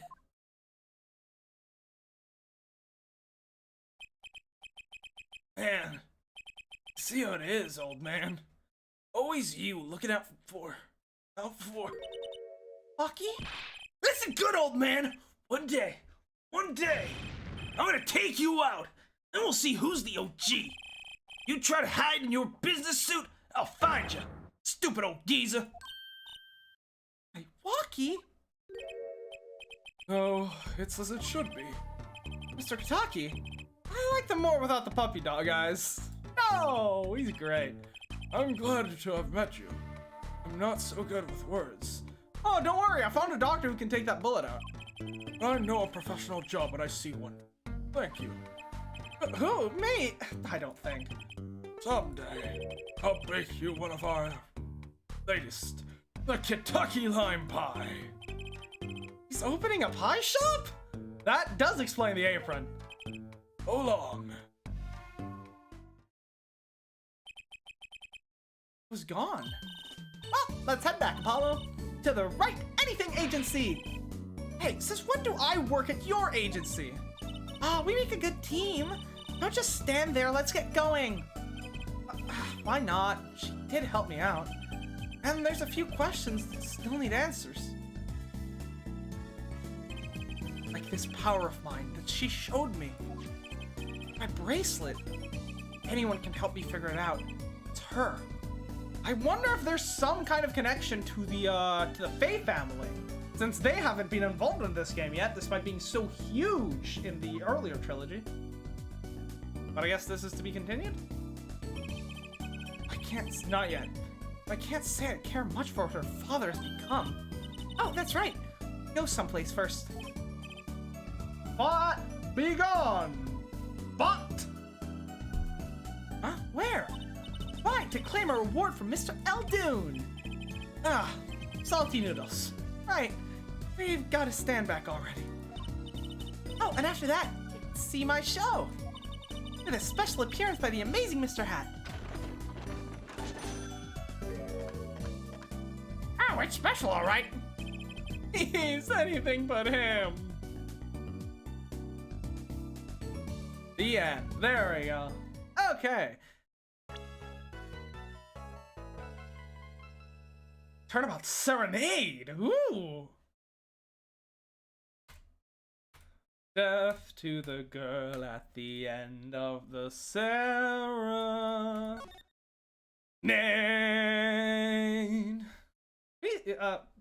Peacemaker is an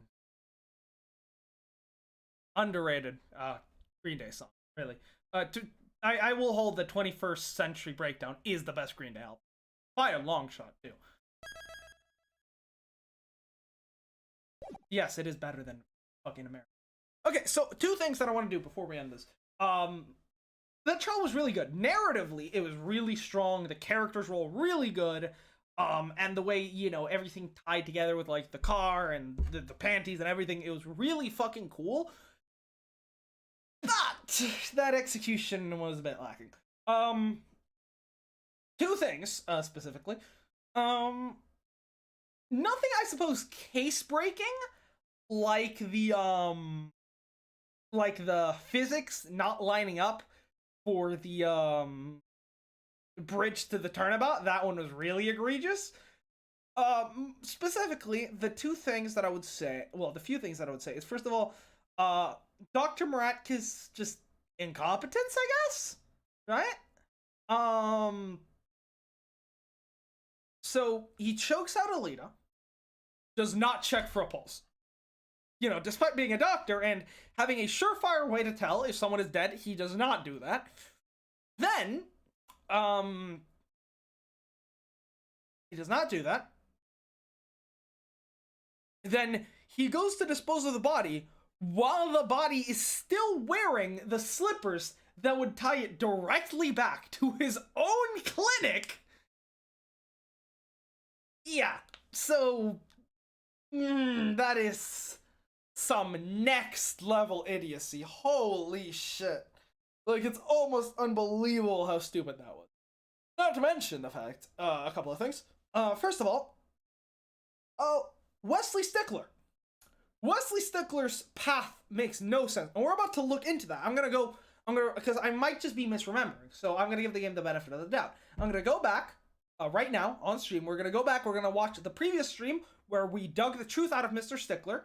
And we're gonna figure out how he described the events of that day. The panty snatching incident, right? Specifically, when did he get his hands on Little Plum's panties? Because if it's going down how I think it did, how I remember it, it doesn't make any sense, because he would have, you know, supermarket, right? Or what? You'd be going, right. No. Camera's flipped, right? Yeah, okay. So for you guys, it's... Okay. So he starts at the supermarket. He's walking home, finds the panties. But as he grabs, Trucy's panties, Trucy shows up and starts chasing him. He retreats back to the Miraculous Clinic where he hides in the garage and sticks the panties in the muffler. Trucy doesn't find him. She returns. So then he leaves the panties there and heads home. Now, when he reaches the park intersection, rather than going into the park, he decides to go around the park to the Kitaki Mansion. There, at the Kitaki Mansion, he picks the, he takes Sugar Plum's panties, then goes into the park from the south side, but somehow ends up on the north side of the murder for no reason? So, if Ivy University was north, there would be no reason for him to go south, for him to go west and end up at the Kitaki Mansion. And if Ivy University was west and he ended up at the Kitaki Mansion just on the way there, there would be no reason for him to go through the park rather than just keep going to Ivy. The only, I guess... And even then, if he did go from the Kitaki Mansion into the park, which is what happened because he disposed of the underwear in the park, he would have arrived at the, he would have arrived at the crime scene from the south side, but he didn't. He arrived from the north, which is how that whole, like, misunderstanding about Eldoon versus Noodles and that whole thing went down. So that's odd. But we'll look into that. But then the one thing that just makes zero sense is the bullet in the safe. I mean, think about it, right? We've established that Alita's testimony was true, right? She goes to the clinic, holding Miraculous at gunpoint, and tells him, you're gonna give me those papers, old man, because I'm not going down with you. He's like, no, fuck you, you're going down with me. So he attacks her, and just to wrestle the gun away from her, chokes her out, right? So now, Dr. Miraculous never opened that safe. He never did. Because Alita was holding at gunpoint, asking him to open it, and he specifically said he wouldn't. So, Miraculous didn't open the case. And later on, when Alita actually showed up later, she didn't manage to open the case either because we stopped her. So, if the case wasn't opened on the night of the crime or on the days after that, how did a bullet end up in it?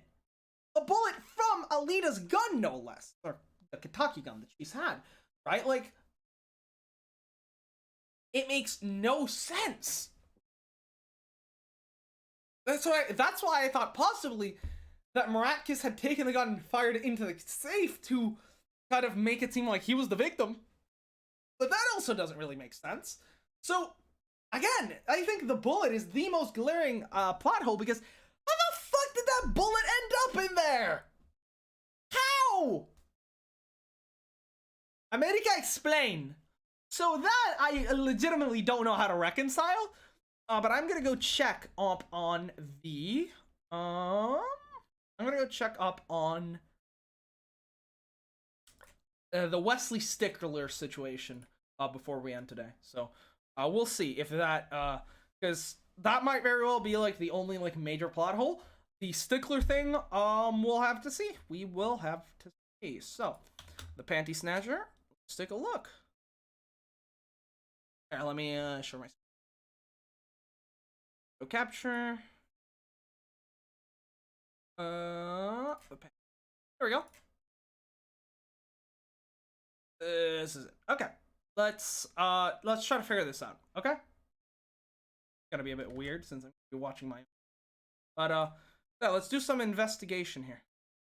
Is that getting captured properly? Yes, it is. Okay, cool. Have anything to report? Anything concerning Mysterious Phantom? Perhaps Frolane? Tastic Illusion?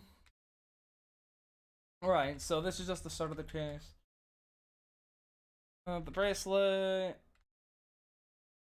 I have to prevent the killer from leaving the scene. 10 minutes later. Yeah. Perceive. I don't know how I know. Bracelet. Right, okay, so this is where we perceive. We look at his fingers.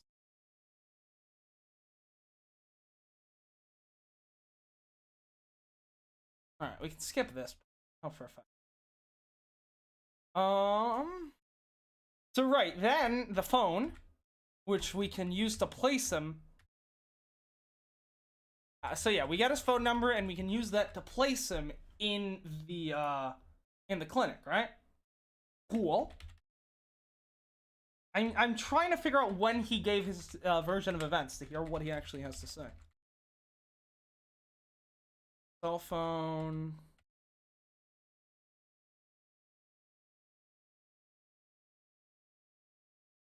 Who to be crushed? That is the proof cell phone was dropped in the night of the murder. PM that night. Yep. Name of the witness, the murder of Palmeratkis. Alright, so that night I went to the supermarket. When I was walking through the park, I saw the killer, the victim, the stand, all. Him? Yes. Yes, well, yes. Given to rolling, it is quite a pain. Oh yeah, him giving his shitty ass excuse for the phone? Yeah, that's not gonna fly. Bracelet didn't react at all. You know what? Fuck shipping for canon, or oh, that won't work. What? The whole point of shipping is that it should work. That's why you ship someone. No? Oh wait, I don't. Do I have a chat set up on this screen? No, I don't. Hold on, I'll set that up. Chat box.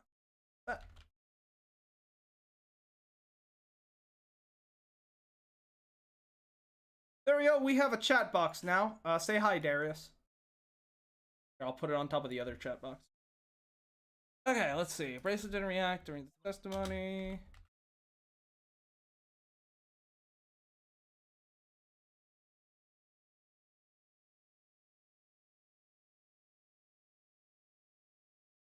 Isn't acting up when he isn't lying. Stopping. You're holding a grocery bag. Yes, of course.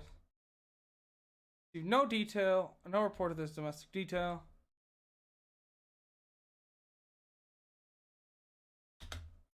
Around the supermarket. Trying out the free sample. Oh, right. The whole free samples thing. Dropped his cell phone on the way back. That's useless. Such a thing, no. Clearly the victim of the stand. It's clear as day.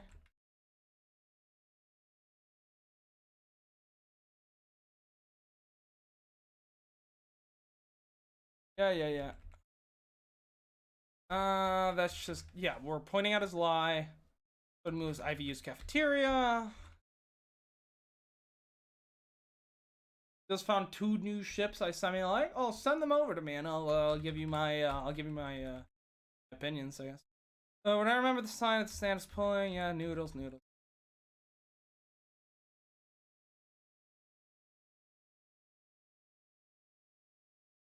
Thank you, Professor. Right, so here's where we prove that he was actually looking at the crime from the wrong side.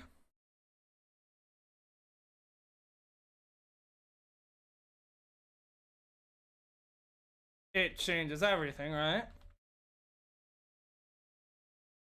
So right, this is just us talking about the crime. Can we get to the panty snatching, please? Our forehead.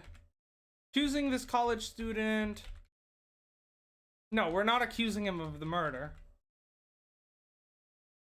We're accusing him of another crime.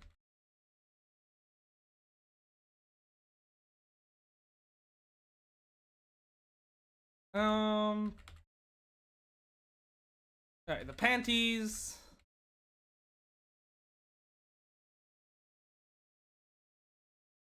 Panty snatching of the first degree. Yes. Just sent the art. Alright, I'll check those out real quick. First one is disgusting. Second one is okay.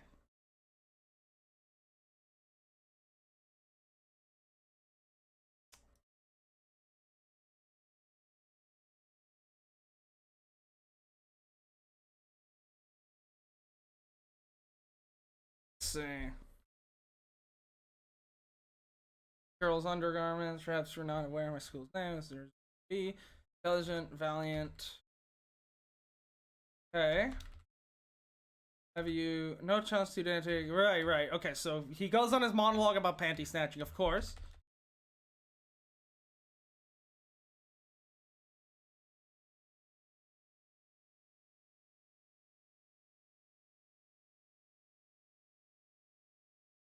Did it for science, right? Of course.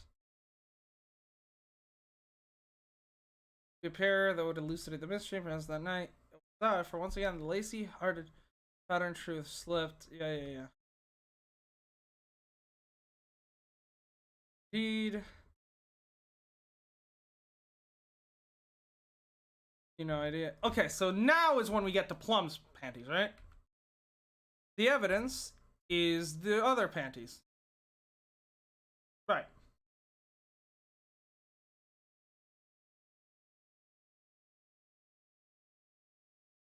Also, Clavier, just pointing out here, Clavier's just impressed by the number of panties we have. It's more than he does. The last diagrams, you can see the trash can. Right, and that's where it's revealed that Stickler tossed away the panties. Can unravel the mysteries of the universe. I can't unravel a pair of panties. Okay, can we just get to the good stuff? Give us your account of what happened that night.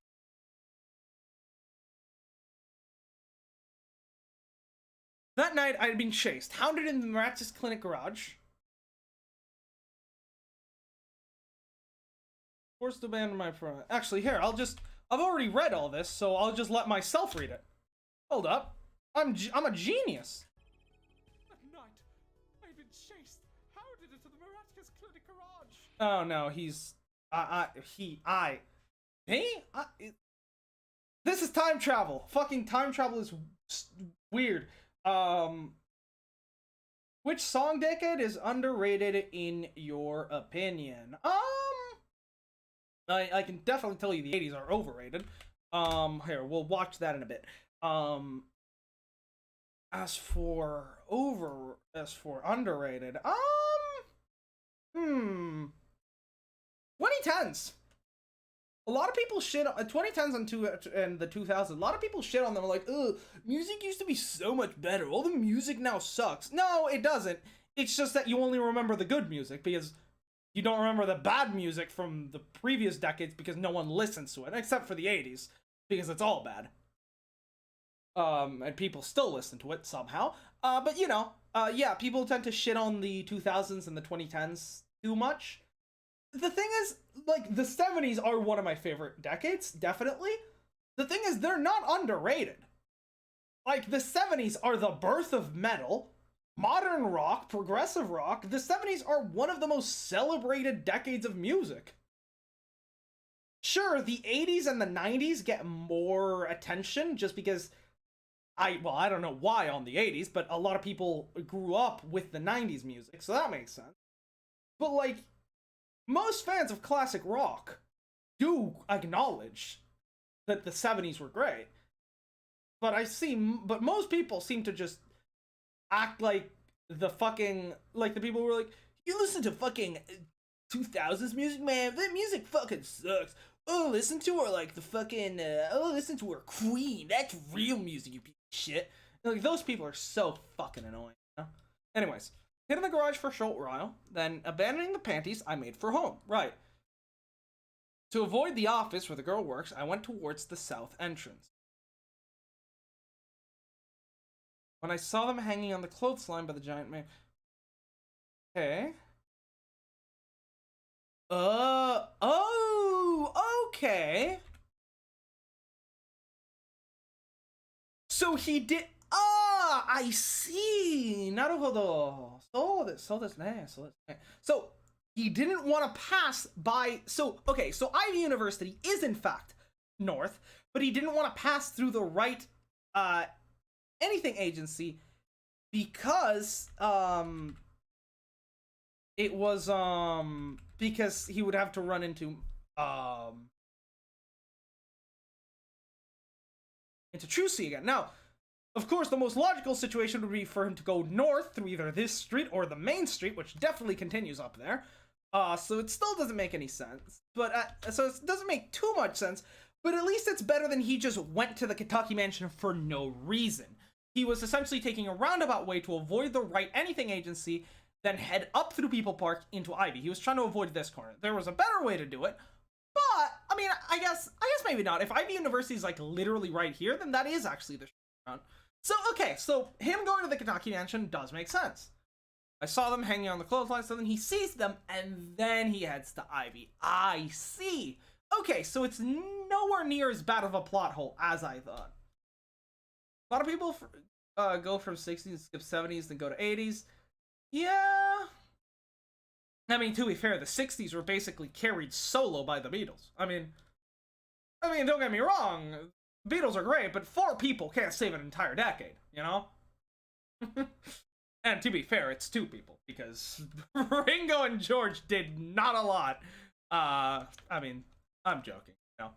George writes some very good stuff. But, you know. And Ringo's great, too, but fucking hell. It's just fun. Yeah, okay. So, a giant pair of panties. Right, massive. I had them safe in my pocket, ready to take home. So, okay, we're done here. So yeah, it's kind of interesting because, so it does explain why he went to the Kentucky mansion and then up through the park, because that was the route he was taking to avoid Trucy. I suppose there is still the issue of how he went into the park from the south, but then ended up arriving to the north of the murder.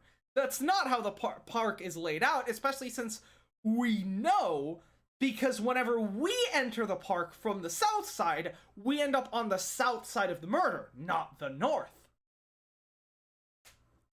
So, yeah. That is still a minor plot hole. How the fuck did he see the murder from the north side if he entered from the south side? But it's, I guess, mostly fine. It's nowhere near as bad as fucking, you know, him just going to the Kentucky mansion for no fucking reason. At least he was still going in, like, an understandable path.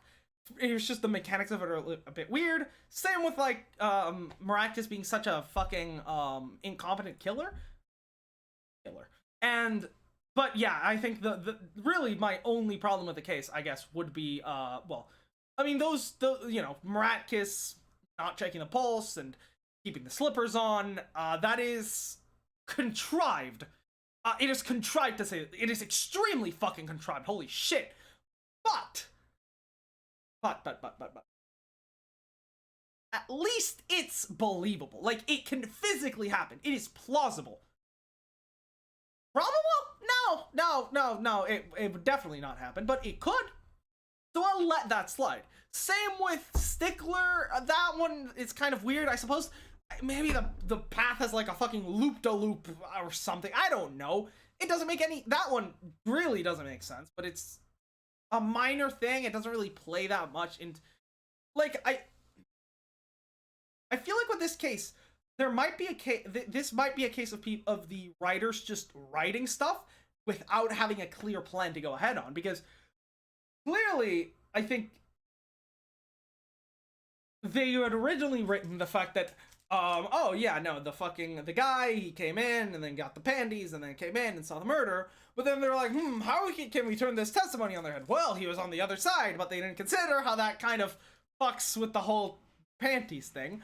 Not to mention the fact that they had this whole thing about, you know, the slippers to try to, you know, get Phoenix to go to the Maractus clinic to then find evidence there. Except for the fact that those slippers then become a massive plot hole and really imply that she was implicated in the murder. But instead, she was actually the victim, and that doesn't really make sense because then the existence of those slippers at the crime scene doesn't really make sense. Also, with Dr. Maractus being a doctor, but then him strangling a person, not checking for a pulse. And, but I think the biggest plot hole, the one that is, like, actually just physically impossible, is how that bullet magically ended up inside that safe. Like, I am actually just befuddled by that. Completely. Because, like, we bring up the bullet in the case, right? And we're like, well, you see, this bullet is a sign that a struggle went down in the location. And then she's like, no, that was Waki. And we're like, okay, that was Waki. Then later on we prove, actually, no, that wasn't Waki, it was you. And then she's like, well, I never fired the gun, I just threatened him with it. And we just, they're like, oh yeah, you just threatened him with it, and then he choked you out. We never touch on the bullet again, even though the bullet shouldn't exist. Why the fuck was it there? It doesn't make sense. I don't know. It's still not as bad as, It's still not as bad as Bridge to the Turnabout, I don't think, because none of the circumstances make the murder impossible to happen, right? Like, if you were to remove this bullet from that case entirely, what would you lose? Nothing. You would lose a single instance where you have to present a piece of evidence, because, like, you prove that she was at the clinic and you prove that there was a scuffle, but you don't. But the bullet doesn't actually. Like, you use the bullet to prove that she was there, but you don't really have to. You can use the sandals anyways. So it's fucking stupid. Like, like, I don't know why they added that bullet there. It adds basically nothing to the case, other than them being able to seem smart by talking about ballistic markings, and actually just kind of ruins the logic because it doesn't work with the rest of the case. But, you know, those sandals barely have any impact on what actually went down. Whereas in Bridge to the Turnabout, literally the method of disposal of the body would physically not work. Because the body cannot fucking travel that distance. It can't. It literally can't. It's physically impossible. So, again, Bridge to the Turnabout, still worse, but I'm just so... it's such a... it's such a strong case, and so narrative, too. And it's just that one bullet. If it wasn't for that bullet, it would be a top tier fucking case, but it isn't. Oh my god, you can't do this. I don't know. I'll have to think more about it. I'll end up updating my tier list at the end of the game. And I'll see where I end up putting it. It'll probably end up on the, like, lower end of the bracket, really, because that is a real plot hole to more. It's really. And I don't understand how they didn't catch that. But yeah. 80s was new wave. There's your genre for the 80s. 80s and electronic dance? What the fuck? Darius, if you're trying to make my opinion of the 80s increase, that is not the way to, that is just worse. Literally, the best thing to come out of the 80s was like 80s rock and metal. And even that was generic as fuck. So I don't know, you know? It's just...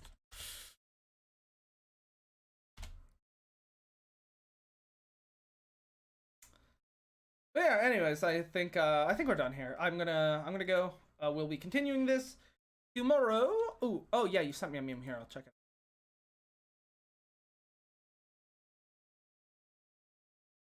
Yeah, that's about right. All right, yeah, I'm gonna go. We'll be back with this game probably. Actually, yeah, I have exams, so might be a couple of weeks before. Gonna be busy, but we'll see. If not, you can either expect it next Saturday or the Saturday after that, because of exams. Yeah, I'm gonna go. Thanks for watching. If you're new, subscribe, join the Discord. You know, you get notified there whenever we go live or upload a video. It's much more reliable than YouTube. And like if you like, that's what liking is for. Comment, help the algorithm, all that good stuff. Bye, Darius. Thanks for being here. And yeah, see you all tomorrow for some Persona 4 Golden. Ooh, we're gonna grind and probably talk about some politics because there's literally nothing else to talk about because grinding in that game is boring as fuck. All right, yeah, I'll see you guys tomorrow.